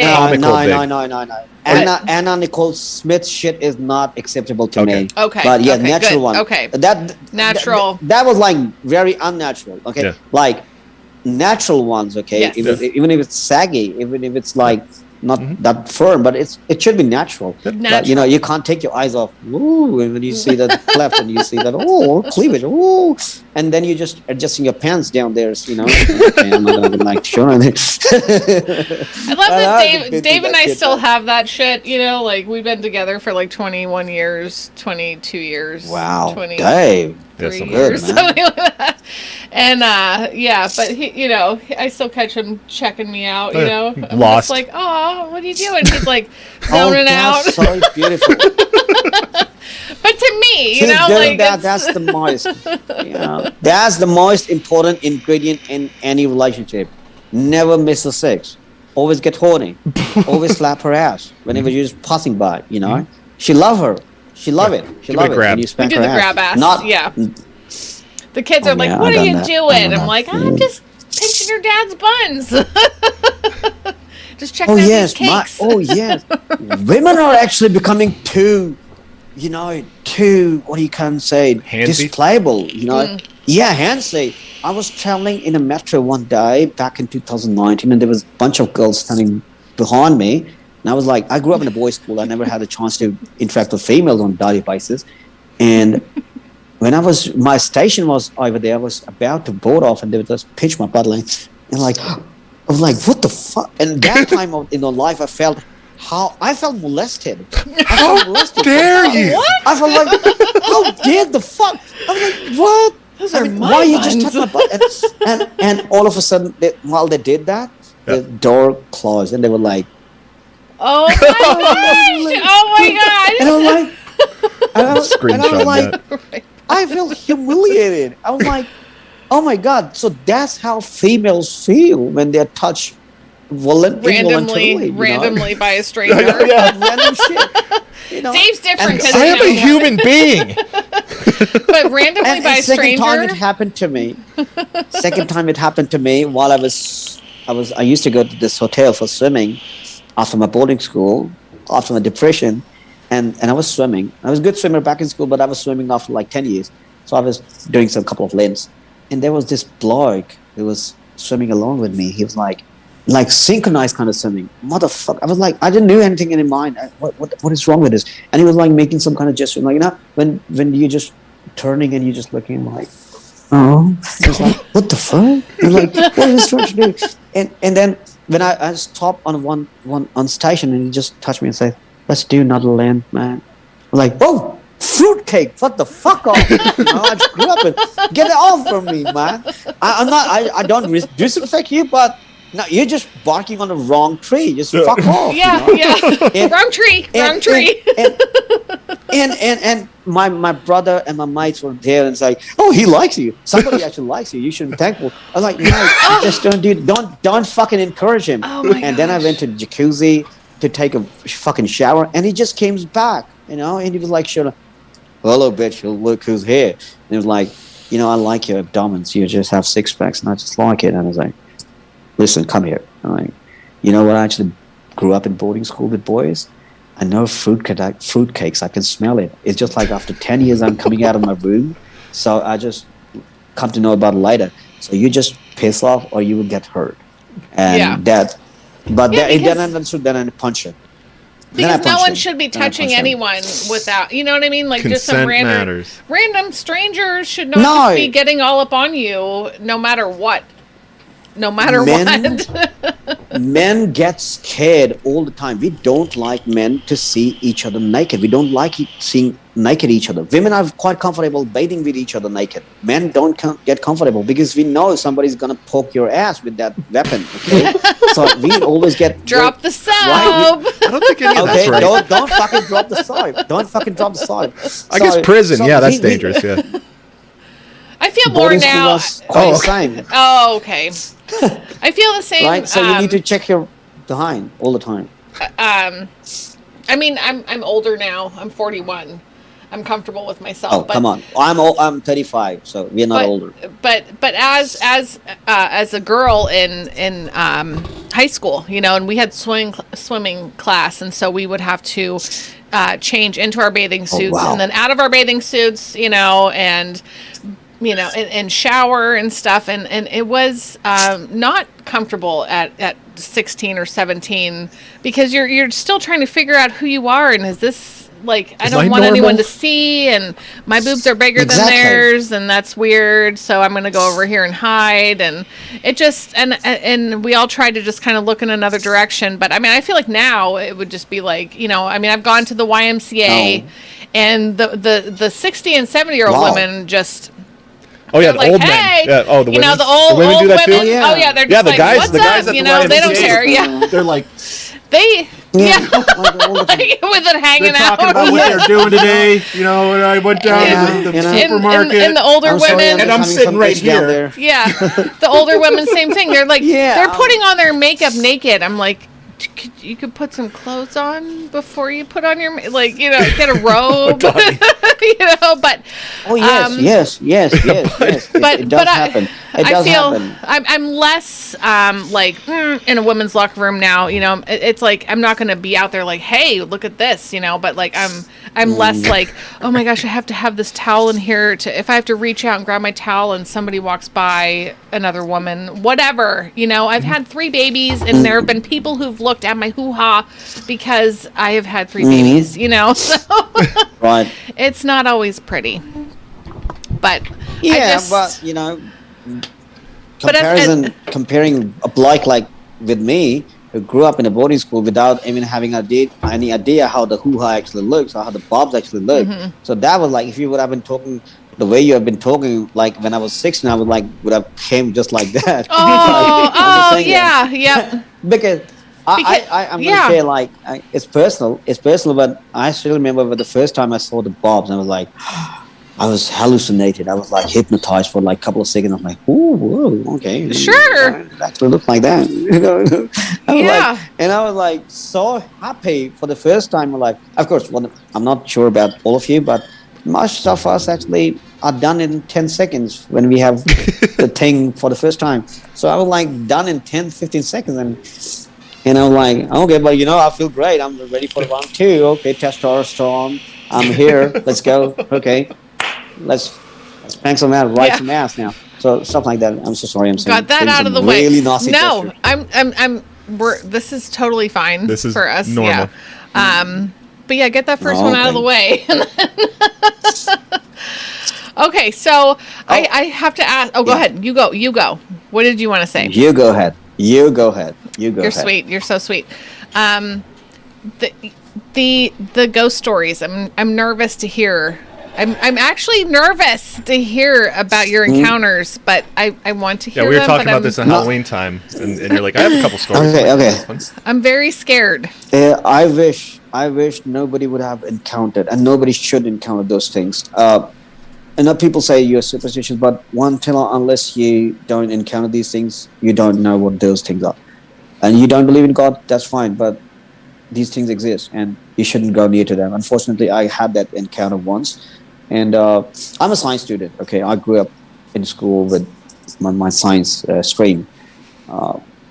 This happened back in 2002. We were living in a rental home, and I used to sleep on the top of the room, top of the floor, the topmost floor, and there was only one room. And below there was like 3 rooms in 2 stories. Okay, I was on the 3rd story, right? So they used to be banging on my doors, but being like, I never give a damn about it. Like somebody might have, because there were some girls living in the homes as well. Like, I was like, oh, okay, somebody banging my door. Somebody needs to get hoo-ha. Okay, so I was like happy. I was under the impression that some girls are actually banging my door, but later that door started banging quite often. Holy smoke! So quite often, and I was like, don't know what to say about it, and this stuff happened, and there was a time when somebody pushed me down, and I was pretty much sure I was lying in the room. Holy shit! And somebody pushed me down, and I'm like, okay, and there was an incident of sleep paralysis. You can say sleep paralysis, but that's okay. That's okay. But that's okay. But I knew that's sleep paralysis or something. But this was something else. Okay. Then I said, okay, let's not give a damn about it. But then some girls started telling the same kind of incidents. They also went through that shit. And I was like, one of them actually talked to me, and I'm like, I was slapped. It's like I was pushed, and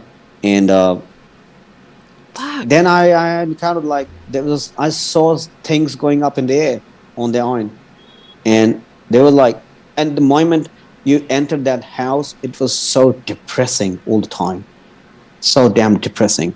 Like somebody has actually just put you in a kind of bubble, and then one day my mother also went through some kind of nasty shit like that, and she was she was locked down in the bathroom, and there was nobody in the house.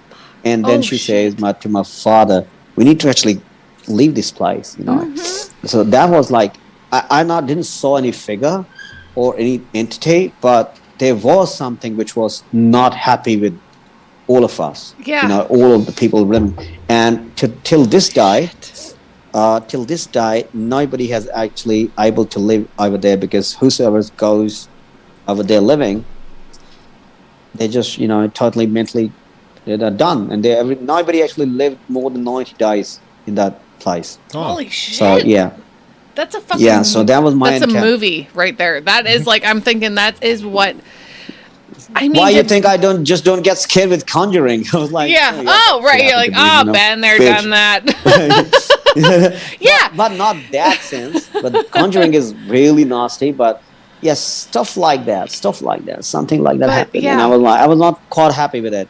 And until this day, when somebody says, "Oh, you're just backward and you just talk about cults and everything," I says, I pray that you just be anonymous with these kind of things. I really pray you should live in that kind of anonymity, because it's not a good place and good time to live with these kind of things. So you just get away with it. Get to your God. If you don't believe in God, don't worry. Just don't go near to these things. Don't go to the woods all alone. Don't go to the abandoned buildings. Just make sure, because just don't go. I don't want to explain that. I just don't want to be a witch doctor here, but just don't go over there. Just don't do that. Just don't do that shit. Yeah. So that's the only ghost story. No, I feel like that's a demon story. Because to not even see anything, I don't want to see anything, but to be physically touched by something, I feel like that is not right. To be harmed. No, later I come to know that the owner of the house, the landlord, was also living adjacent to that building. He had another building adjacent to that. Okay. And until you please, so there was this. Somebody told me that his younger daughter, some 6 years old, and his elder mother were killed in that house in fire. Fuck. And there are probably chances that they were involved in the killings. Right. There are probably chances. So I was like, okay, I don't want to go in that, but let's say it is a haunted place. Oh, yes. I don't want to I don't even go to that colony. I don't even go to that neighborhood. I was like, fuck with that. I'm not going to go there. It's like, when you say goosebumps, I said, no, actually gave me a lot of goosebumps. Some in very weird places, I should have done that. Now, so do you still watch scary stuff though? After that, you still enjoy the scary movie or the The Conjuring? That movie, I cannot. Not I cannot. Much. No, I watch it when it's daytime, not in the night. I'm still scared little. Yeah, I'm still young lad, scared one. Still, I'm not over with that. So I watch it, but sometimes. But I watch it and just forget it in a split second. Mm-hmm. I don't want to carry it with my bed because I still believe that there's a demon below my bed. Yeah. The small kids when they sleep and they believe that there's a demon, under the monster bed. behind you, below under your bed. Yeah, I still have that thing, and I just always make sure that my light, at least one light is out. One light is on, and I just go to bed. So what kind of movies? What? No. What kind of movies do you like to watch? Wait, did he have another story or was that it? Oh, okay. He might have had another story. Oh, there was a funny story too. Okay. I want to tell you something about marriage. Tell us. I hope the audience is not getting bored because I'm talking too much. No, they're not. They've been loving this. Okay, righto. So I'm not sure I'm going to have any entertaining marriage in my life ever. The one I have witnessed once. So I actually come from a Punjabi background. I come from the state of Punjabi. Punjabis, we are very like Texans, like very loud and very eating spicy food and always aggressive all the time. And being aggressive is like, yes, the Texas of India, you can say. So anyways, in our culture, when I was a kid, I have never seen any marriage without a fight. And believe me, there is nothing more entertaining in watching a fight in a damn marriage. It's always entertaining. Some nasty old fart is getting drunk and, creating a ruckus, or somebody is getting hysterical and, somebody's fighting with a damn thing. So this happened in 2004. My mate's sister was getting married, and it was a dye marriage. And in our culture, people invite dancers, not exotic dancers, but kind of exotic dancers to keep on entertaining the crowd, because Indian marriage is not like your marriage, is short marriage. It's like a really 2-3 days affair. But at least on the main event, when you're just getting married, they bring dancers. And the good thing about Indian marriages, and also the bad thing, is the booze is free, absolutely free, and you can gulp down as much booze as you want. Open bar. And wait, can we come to India for weddings? Sorry, go ahead. Bring me a good woman, and you can come to India as well. Okay, jokes apart. So this happened. This was like a marriage consists of 600 to 700 people. Believe me, this is India, so like that crowd is like quite common. So 600 to 700 people in the in that marriage. So there was 2 stages. One stage, the dancers were dancing. Another stage, the bride and bridegroom were sitting, and people were giving them some. Do you give that marriage money as a token of love to bride and bridegrooms? People give a gift, yeah. Money, and toasters. It's either like an item or money, yeah. Righto. So I was all alone, and there's like round tables around the stage, and there were like really huge crowd. Somebody got really soiled, and somebody got really pissed drunk. So this all fart from the boys' side, and there was all fart from the girls' side. They got horny because it was like women were dancing, shaking the jiggles and, the mammary glands. And somebody got horny, and it was like he just went up the stage and said, dance with me. They actually tried humping her leg. Oh, okay, and yeah, so the organizers kicks in and they were like, push them out. Just fuck off, man. Just don't touch the woman.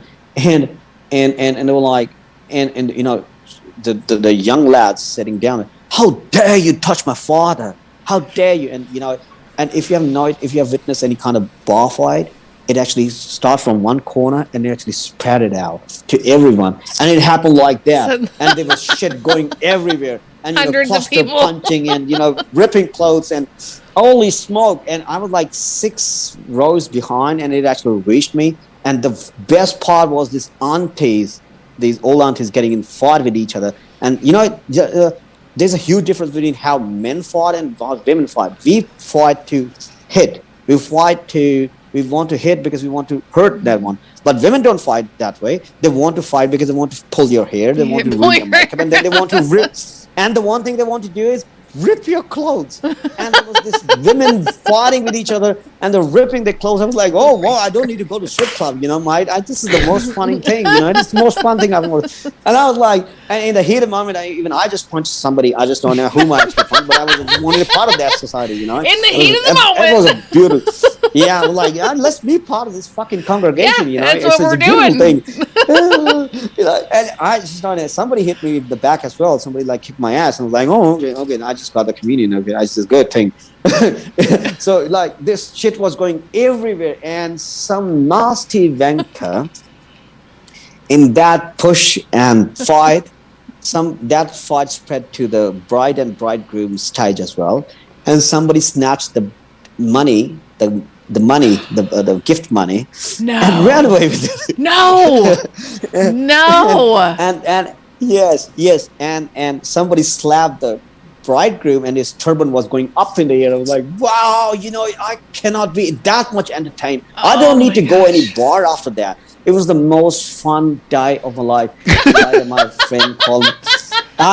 Later, my friend called me like, 10 days. I'm sorry, Roger. You know, stuff like that happened, and it shouldn't have been there. I was like, what are you talking about? I fucking loved it. You just get your sister married again. I'm going to be part of that congregation, you know. I'm just like, wow, cluster punches going around, and people were like, oh my god. Oh my gosh. And fortunately, nobody was carrying arms, because in our culture, people carry arms and they fire, you know, because they were happy they fired. You know, humans are stupid, they fire. Okay, and they have actually in some weddings there have been killings, innocent killings as well. So fortunately, nobody was carrying a weapon, but somebody was carrying a fucking sword, and oh shit, they was like sword, like oh shit. Clear this fucking pit.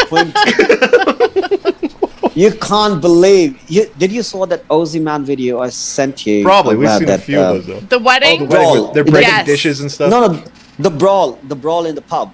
Yeah. Mm-hmm. Yes, how it went from all over. Yes, it was all. Yep. Okay, mm-hmm. that was only 1% of what I have encountered, and I just saw with my own eyes. It was like, wow. And I just don't know if I'm going to be that much entertained for the rest of my life in any wedding. you know, that was the like, most. This does not compare to that wedding. I just sometimes when I just I just don't go to the weddings that much, but when I just go, I feel so bored, because after that it's just like watching Breaking Bad, and after that every fucking web series is gone. You just can't. Once you just watch Breaking Bad, every web series doesn't make any sense. You know, if you just watch Breaking Bad. Yeah. Why? So even like that, I just go to marriage and like, no fight. Okay, you know. Okay, we're not doing that here. I feel like that's probably why. I mean, it's a good thing that we only have a 1-day thing in America, because you know, everyone gets real drunk and they all need to just go home. In moderation. and so after if it was like a 3-day thing, we'd be pretty sick of each other. Surely be murders. There's that asshole again. Hey. Well, you know, I just really like some. Although I love the idea of a party. You know? I love the idea of like a 3-day party. I fucking love that idea. But oh my gosh. Okay. No. I do. I mean, I love that. Just getting together and staying. Okay, so we're gonna have the wedding, we're gonna have the reception, we're gonna have brunch, we're gonna hang out, we're gonna get together the next day. You know, I mean, just make it a Indian weddings. Indian weddings, it can now people have actually don't have that kind of time, and that's why the weddings are actually 2 days affair at least. But it used to be 6 to 7 days affair, and 6 to 7 days every day for. Yeah, I mean, come on, you just don't have anything to do about it for like 6-7 days. But it was enjoyable because some shit was happening every now and then. Somebody was getting angry. Some brother-in-law is getting pissed off because he was not entertained properly, and he was fighting with his wife now, and his wife coming back to his father, her father, and telling you're disrespecting my husband. My gosh. Stuff like that. Yeah, that stuff like that happened. But now nobody gives a flying fuck about it. Like, if you're just getting pissed off, just you should be here, enjoy the wedding, don't create ruckus. But that's so not entertaining, right? If you just don't see somebody slapping each other's ass off, yeah. I mean, what's the point of getting married? I just want to see some. I want to see some blood. I want to see some fucking blood on this fucking screen. Let's cut each other. It was like really fun. Someone gets a knife at the reception, but nobody gets. They don't know. No. It's like a murder mystery. Yeah. No. Until the 4th hour. Get savvy. I mean, harmless punching where you're just getting blue eyes. That's good. Yeah. But not like, I would love to see people having multiple bruises and blue eyes. That's okay. That's actually medal you're carrying. But that's like on Medal of Honor you're just carrying if you just get hit and you just have blue eyes. So that's like, okay. But the fun part is, women fight is the most entertaining. It's entertaining in the initial part, but later it becomes boring because they just keep on clinging on each other's hairs and they don't hit. But the best part comes later when they just rip each other's clothes apart and it's, holy smoke, your bra is not matching your undies, mate. You need to make different. You better know to have matching bra and underwear if you're going to a wedding. and you know there's the probability of having a fight. You should wear that matching bra and undies. Yeah. I saw my very first fight. I witnessed was between two girls, and I was in 6th grade. I finally went to public school, and all they did was just. It was like, okay, we're here, and people counted down like 3, 2, 1, like go, and they just went for the hair, and it's just like kick him in the cunt, kick her in the pussy, and she'll be down. I'm telling you what, we don't have balls, but holy nuts, I tell you what, that will hurt so bad, and just Does hurt? But that does? Well, yes. Oh my gosh, it's a very sensitive area. It might not cause me to feel. It might not make you throw up. It might not make me throw up, but I would definitely, if someone kicked me straight in my vagina, I would cry. Like, oh my gosh, are you kidding me? Like, why would you do that? Well, that's in comparison to the miles, that is nothing, because when you just touch us with a little bit force, we're just going to scream out. What are those? Yes. I have seen some pictures of videos that Shayla's actually, pussy slapping each other, and they're just okay with it. I'm like, Mike, if you then done that to a mile, I'm like just lying on the, No. Our anatomy is totally different. Our anatomy is totally different. And I have honestly, I'm gonna just honestly say that I have. Done a little like, hey Dave, what's up? Like a little like, what's up, babe? We were passing in the kitchen, like a little ball tap, and he's like, oh, and I'm like, oh shit, I did it too hard. Oh my gosh, I'm so sorry. And the kids are like, what's wrong? Too hard. Yeah, I'm like, no, it's always too hard. I was trying to be friendly. You need to take. That commodity is supposed to be caressed. That commodity is supposed to be caressed rather than hit. It's not a damn bell. You don't have to ring it. You just have to just caress it. Oh my gosh! Okay? I might seriously ding it. Oh, and fun fact. You just hit it like a ring, a bell, and of course a man gonna scream. So there's some kind of voice. There's some kind of noise. Dun, and oh, motherfucker! Right in my family jewels, not again. Yes. So it did happen actually that the kids were wrestling and Jane didn't notice and she her leg went up and hit our oldest David, who's 12, and he was like, oh my gosh, and I was like, Jane, you got to get off of him, you have to, and he's just like, I'm like, oh, my grandbabies. My grandbabies. No, it's family jewels. I do have to get to bed soon. It's getting kind of late. Dave does have to work tomorrow, but I want to. What's the simplest curry recipe that I could make? Because I don't cook anything exotic. Okay, right. Okay, I'm gonna give you first the easiest one because you live in the cold areas, so you need to get this one. I'm gonna tell you the recipe of a dip or a spread. You can put it on a bread. It's very easy. It's very easy. You should actually, whosoever living in the cold areas, they should try this one. Take 250 grams of walnuts. Okay, and soak them up in water for like 3 hours. Keep it aside, and you have yogurt. 500 grams of yogurt. Does it matter what kind of yogurt? Like Greek yogurt or just like simple plain? Yogurt? Simple yogurt. Simple yogurt. Put it in a muslin cloth and hang it for 3 hours. And when the moisture is drained out, you just left with the creamy texture of a yogurt. Okay, when there's no more water in that. So you need to put that thing, the walnuts in blender, yogurt along with some chilies, cumin. And if you can arrange dried pomegranate seeds, if you can. Pomegranate. Okay. Okay. Right. And it's one of the most simplest things I'm just telling you. Green chilies, according to your taste. 250 grams of soaked walnuts, 500 grams of hung yogurt, moisture drained, and salt according to your taste. Okay. And have it and just blend it and make it a very fine paste, and have it on a daily basis. Just put it as a spread on your bread or just like a side. I thought is curry like a separate thing, or is that curry is separate? No, this is a dip and this is curry is separate though. So okay. I like that. Can tell.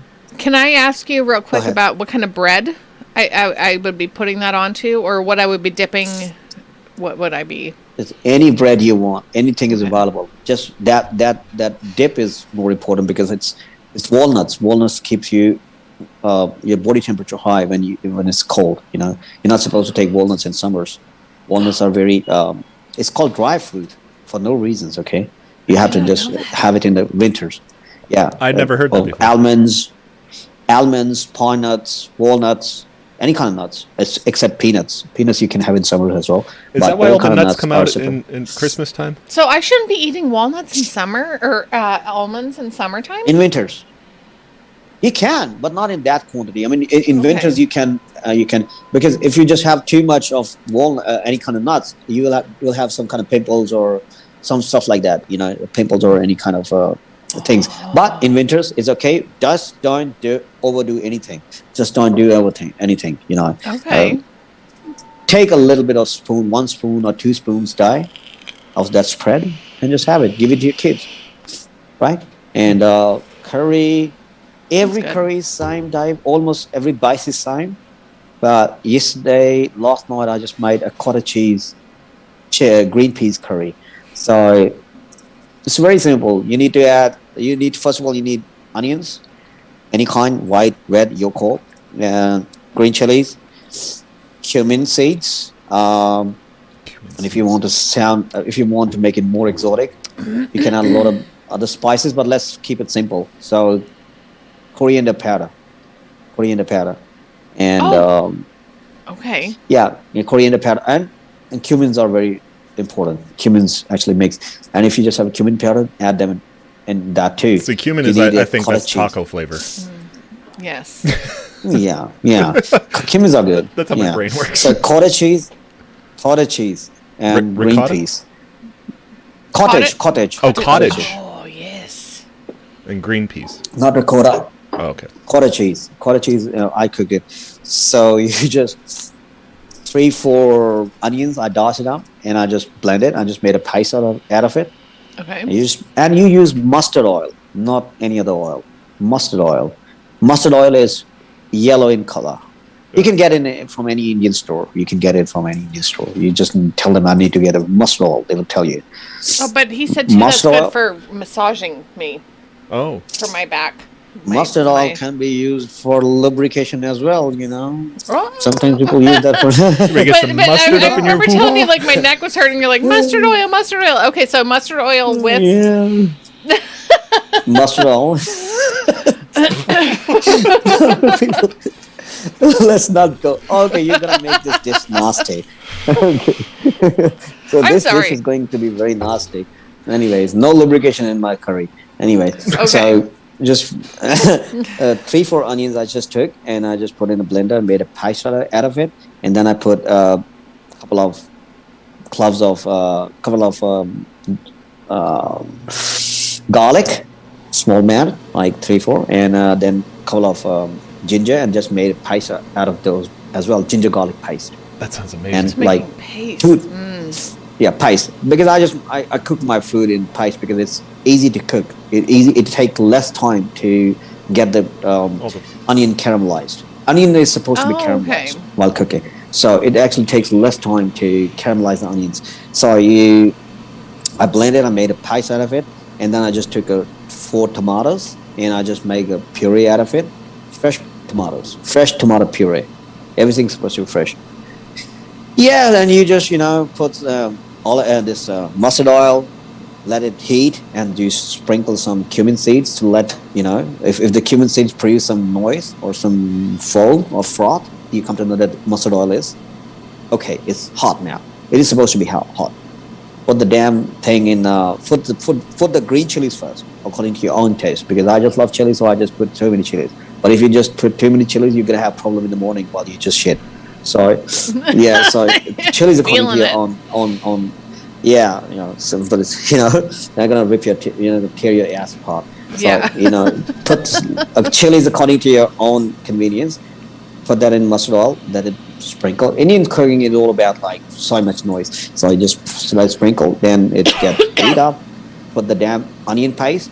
Saute, and saute until the time when you feel like the onions are getting brown in color.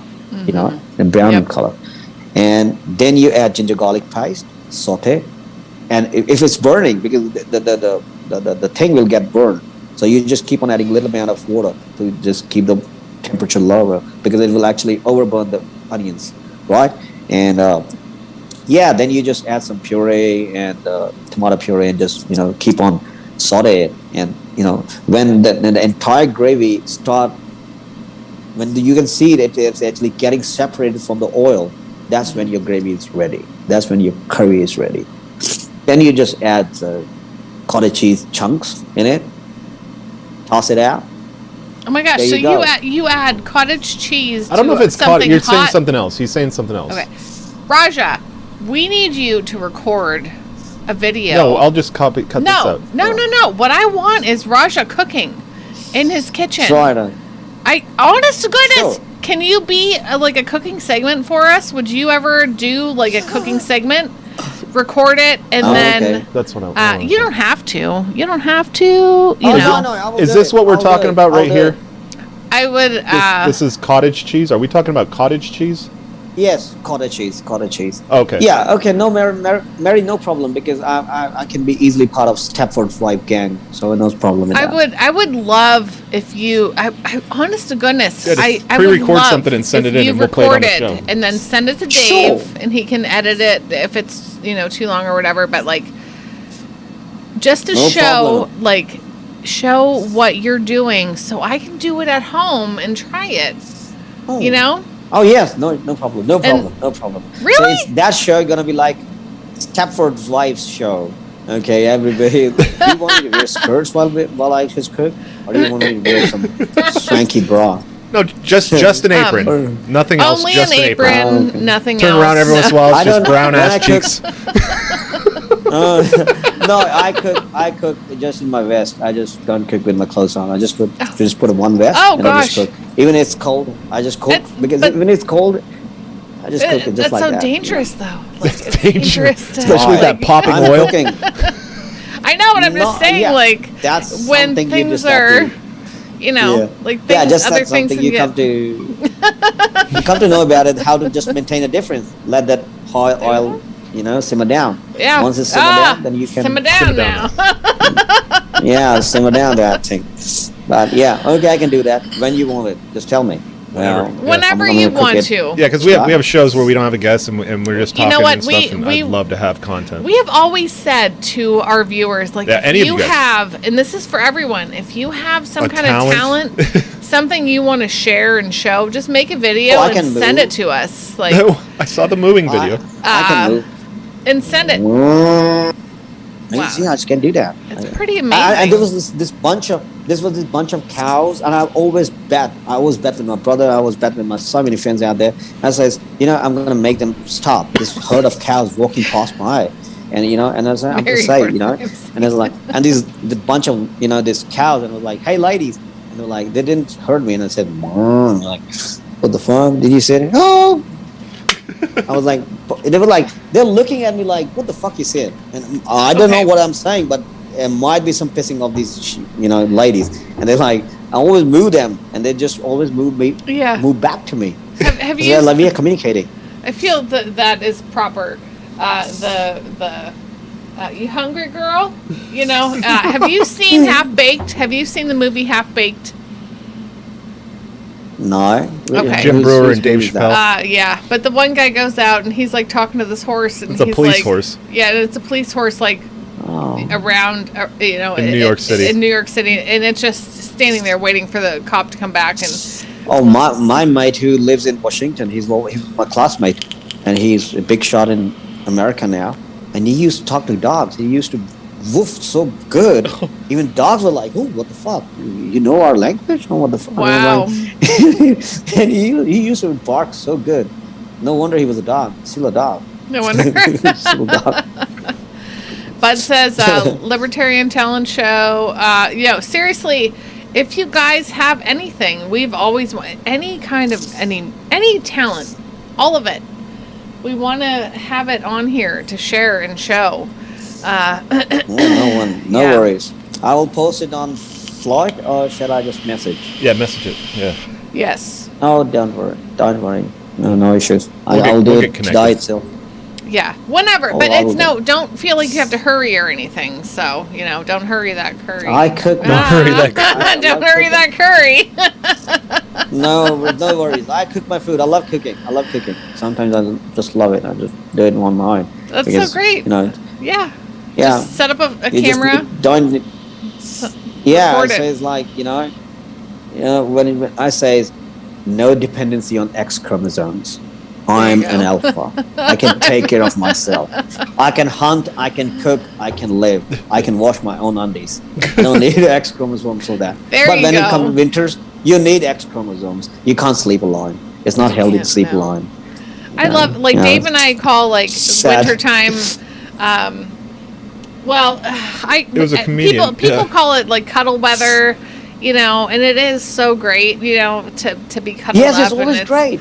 But Dave, Dave says, to be shy about it. No, he's fine with it, but he's like, that there are homeless people dying because it's negative 40 outside right now, right? And we're cuddling because it's cuddle weather. So you want to share? Mary, no, it's just something that we like to think about. No, don't do that. But believe me, spooning is the most beautiful thing. Even sleeping next to the woman of whom you love or you really like about, and that is the most waking up 3 a.m. and you see yourself cuddling, and you saw yourself cuddling, and you don't care for minus 40 degrees Celsius out there. You says, okay, fine. I have this damn heater with me. I just don't need anyone. But that's a beautiful feeling. That's a good thing. I like cuddling too. Dave and I love to cuddle. All right. Are you suggesting what I think you're suggesting? No, because I'm not going to do that. You're my sister. Oh, someone asked which twin we are. Celeste so Mary Kate and Ashley. Olsen twins. Which one? In my Olsen twins. Which one of us is? Mary she's Mary, and she's Mary Kate, and okay, that makes sense. Ashley. That's Ashley. I love it. Ashley. Which one's the bad one? I love it so much. I nicknamed all of you, most of you. I nicknamed Voice of God, and I just nicknamed Celeste as Garfield because she has cats. I call her Garfield. And yeah, I have a couple of nicknames. I have my nickname as well. I love it. I was called Squirrel. Squirrel. You have seen chipmunks? Yeah. Yeah, exactly. Yes. Precisely, I was a chip. I was a chipmunk to my boys. You know, they used to call me chipmunk. Yeah, I love it. I love it. I'm just so happy that we have had a chance to excuse me, actually get to know each other. And I mean, I feel like with all of y'all that are here, I just, you guys are family to me. And I can't wait to hug each of you. And Raja, someday you're going to come over here and I'm going to hug you. Yes. Hard. Oh, yes. And I can't even, you know, sometimes I just run this scenario in my head and I'm like, you guys, my entire crew who's watching me, most of us actually sitting outside in a typical American garden with your benches, your wooden benches you have in garden outside. You see that? You know what I'm talking about? Public spaces. You know, yes. Mostly like where we're chilling, we got camp chairs around a campfire or something like that. Yep. No, the typical bench you have in your backyard. The bench. Oh, yeah. The bench and the table you just have connected with each other. Picnic table. So yeah.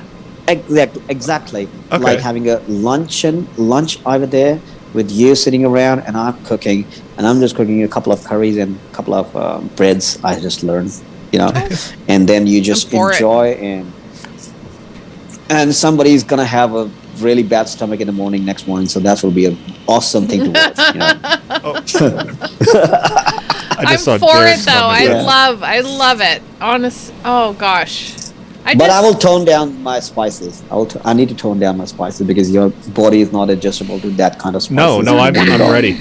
Dave is ready. I am not. So Dave is the one who's ready. You're hardcore. No, hurt me. I like it. No, hurt me. But I am not ready, so I'll take the mild. I keep trying to bring up Derek's. Derek got the. Derek remembers. But so many other dishes. We live so close to Derek and Celeste, and I know so many other people that would come and hang out. You know. Oh yes. It would be so fantastic. I was going to apply for United States visa as last week ago. United States had actually opened its border for the people who are vaccinated, and yes, we have been forcefully vaccinated. Not our fault. Anyways, so I'm planning, yes, if I get a visa, I'm coming to Washington, D.C. I'm going to stay with my mate for 10 days. And then I'm planning to have a road trip, you know, have a road trip to Knoxville. You know where I'm going? Oh, wait. Oh, yeah. I know where you're going. Yeah. You're going to find her. Yeah. Actually, isn't she in California? Isn't she in California right now? Wait, when are you going to be in DC? Because we're not like terribly far. No, that's like the other side of the state from us. Yeah. Right. If I just get the visa, if I just apply the visa right now, it's going to take like 6 months to get passed or rejected. Both possibilities. But like next summer I could be there. So I'm going to take a road trip to Knoxville and Knoxville to Buffalo and Philadelphia. And, you know, we're going to like... Oh my gosh. I just had this thing in mind. Yes. My gosh. Derek and Celeste, and then Mary. We're like an hour and a half from them. Yeah, just boop. Yeah. Or we could just boop over there. Yeah, we'll all be in the same place. Holy shit! Oh my gosh. But I need to take a road trip with my ultimate MILF. You know, from Knoxville to Buffalo. Oh my gosh. Okay, so well, we're going to keep in touch anyway. I mean, we're going to talk because you're our friend. I told her to be on the show. Yeah. Raja, I love you. And you said, like, you know, you feel like our brothers, you know, like, and sister, like, we're family. And I feel that, too. Like, I really do. I feel connected to the folks of course, that we're here I'm a very easy guy. Yes. I'm like a fucking water. You can put any kind of alcohol and I'm still so adjustable. I know that. We'll find out. Thanks. Dave's gonna spike all of your drinks. I'm gonna get my hooch out, my bathtub wine. Oh my gosh. Okay, you're gonna take me to the strip club now? No, I make my own wine here. Mary lost an hour last night because she was drinking my wine. I drank a glass of Dave's wine last night, and I was like, I think I lost an hour of my life. yeah, it's easy. I got this Bruisey thing. I should share the link because I get free packets if people actually sign up. But you just dump it in and you let it sit, and then it's really easy. Well, that's illegal in India. Oh, really? That's what is illegal. Yes. Even just like wine? Any kind of alcohol. Wow. They can put you in jail. Like if you just leave grape juice sit for too long, you're doing that. Just apple cider sits for too long. No, Like, you need oops. to get a license for that. Oh, A license. I know a lot of places like distilling spirits is illegal around here, but Mary mocks me, and that's the funniest thing. No. oh, you got your license? You got your license. License. You want me to say in Indian accent? Okay, I need to get a license, and then I will see if I get a fucking alcohol. And what do you say? I need to paint my room as well before I just paint that entire shit, and make that alcohol. Holy smoke! I'm gonna piss off so many people in my country now. Somebody's watching because I've shared the link on WhatsApp. I've shared the link everywhere. Nobody's still here now. This is too late. They've signed out a long time ago. You're fine. Holy smoke! Holy smoke! I'm just getting messages already. Are you really? Like, Raja, oh my God. we heard that accent. Davey, our son wanted to do his accent. No, he was afraid he was going to do it. It was that whole don't slap the president thing. Yeah, he came upstairs and he's like, I was afraid. I was so afraid I was going to just do, because he does a ton of different accents, but he's like, I was so afraid I was going to do my Indian accent. And I'm like, you should have. Because Raja's cool, but also awesome because you need to know your limits. Like Raja's when awesome. Not to do that. Yeah. And like, the limits. I just don't poke my ass. Just do whatever you want. just poke my ass. Okay. But one thing, I was appalled. I was like shocked to see that Lloyd. He was like, they have Xerox copy. Okay, the colorful Xerox copy. Oh, he has same hair, same. They facial structures. Because I look like my mom too, right? And I was like, you look like, and I've noticed that youngest boy in the family, almost fair amount of chances are there that he's going to look like his mother, and the girl is going to look like her father. It happens most of the time. I have noticed. I noticed girls go look. No wonder my wife looked like her father. It was like big. I was like sometimes I feel like, oh, I'm humping somebody with no mustache. Okay, it was just the same guy. Okay, it was same but different anatomy, but this was the same guy. Okay, with the same without guy. mustache. Okay, the same guy. He's saying, don't do it, don't do it, don't do it, don't do it. Oh, I was like, what the fuck? Raja, I cannot wait to hang out in real life. And also, we love when you come in and hang out in the comments and stuff. Sure. We're just so grateful for this time with you. Yeah. Thank you for sharing everything. I love being on your show. Thank you so much for having me, and to all my gang, my Voice of God, Celeste, and Carl, Derek. Thank you so much for hanging, and I know you like my jokes, and I like my jokes as well because that's only way I can actually get away with all that darkness. You need to check that darkness. You just be goofy. You have to laugh. You have to slap some ass, bitches. Slap some bitches ass and just feel cool about it. And it's all good. Don't slap random bitches ass. No. Don't slap random bitches ass. Not a random. Yeah, not random. Not a random. Not random because they're gonna like. Dave's. Thank you, Raja. We love you so much. This was so much fun. I love you too. Good night, bro. Good night or good day. Good day to you. Good day. Good day. Good day. Yeah. Good day, mate. Thank you. Come again. Bye bye. I love you. Bye bye. Oh my gosh, that was so great. Hey, you, Brian McDuffie's here. That was so much fun. I love that he ended it like that with okay. He's not equal opportunity offender. That was great. Oh my gosh, I can't wait till he comes over here. Can you imagine him like cooking curry? That's what I want. Like that's what I'm saying. Like I'll help in any way I can. We got that freaking Indian restaurant. Why don't we just go there? Take the kids. Give them. I'm sure they got chicken nuggets there. But I want like Raja, and we all sit around and we cook for him and he cooks his food for us. And yes, oh my gosh, yes. I don't know if he's on LM. Well, he was in the comment section. Oh. Okay. Yep, where he Dadman. So. Call this big. I think that Alan should have a button, and it should be his. It's too late with Alan Mosley button. I'll figure something out. I'll find him saying something super offensive. Alan super offensive? That sound what? You should hear what he says during the commercials. I know.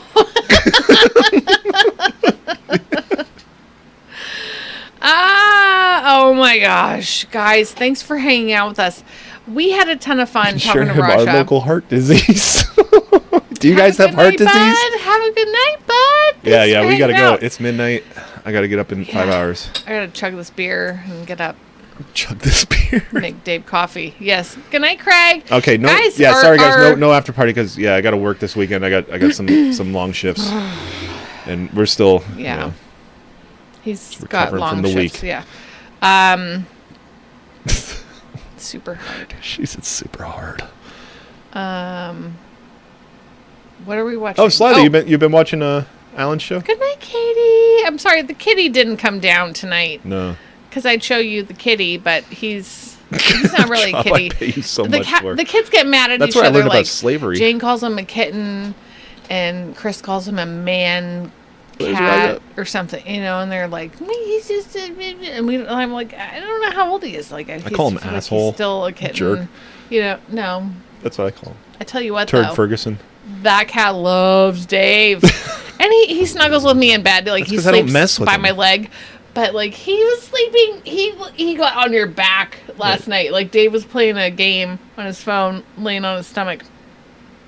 And the cat, like, curled up on Dave on his back. He loves you so much. It's ridiculous. I love him so much. Fucked up my weightlifting bench. No, well, we have the thing down here now. Plus, I put stuff on there. So, I do. We love the cat. He's so cute. He brings so much joy. Feels so quiet when the guest leaves. Hey, there's Raja! Good night, farewell mates and twins. We love you, Raja, so much. Good night, Dottie. Guys, this was so much fun. Mortal Kombat, the new Mortal Kombat movie, Sunday night. I'm pumped. It better be some blood up in there. There's going to be blood. There's going to be decapitations. I need to see. It's like me watching UFC. Oh, like, Mary likes UFC. I want to see two consenting adults beating each other bloody.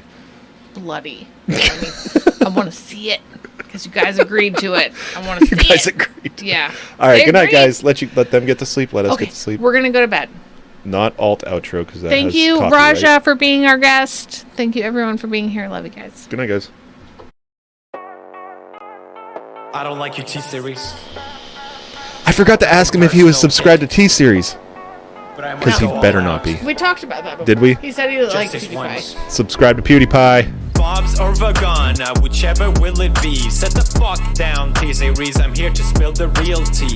You're trying to dethrone me from spot on number one, but you India, you lose. So best think you haven't won. When I'm through with you, we're gonna be completely fucking done. Cause we only just begun. I review you. 0 vibe is gone. So come on, T-Series. Looking hungry for some drama. Here, let me serve you bitch lasagna. Bitch lasagna. Bitch lasagna. T-Series ain't nothing but a bitch lasagna. Bitch lasagna. Bitch lasagna. This song is perfect for after having an Indian guest. We should have served him some bitch lasagna. T-Series ain't nothing but a bitch lasagna. Bitch lasagna. Bitch lasagna. T-Series just whip himself in their pajamas. So who the hell is Bob and why you wanna kiss him? Ew. I'm a blue-eyed white dragon while you're just dark magician. Oof. You got a fifth of the population in your nation, but I got 90 rolls of worlds to hold your defecation. Oops, multipatlo, what the fuck is that even supposed to mean? Your language sounds like it come from a mumble rap community. No papa, yes papa, Johnny. Now download the sugar and let's throw this fucking party with some bitch lasagna, bitch lasagna. Look at T-Series, they just crying for their mama. Bitch lasagna, bitch lasagna. T-Series ain't nothing but a bitch lasagna. Bitch lasagna. Bitch lasagna. Look at T-Series, they just wet in their pajama. Bitch lasagna. Bitch lasagna. T-Series ain't nothing but a bitch lasagna. You got a population of 1.32 billion, but most your videos can't seem to hit even a million. Subbot. Magic potty baby, your bottle's all done. It's potty training time, will be so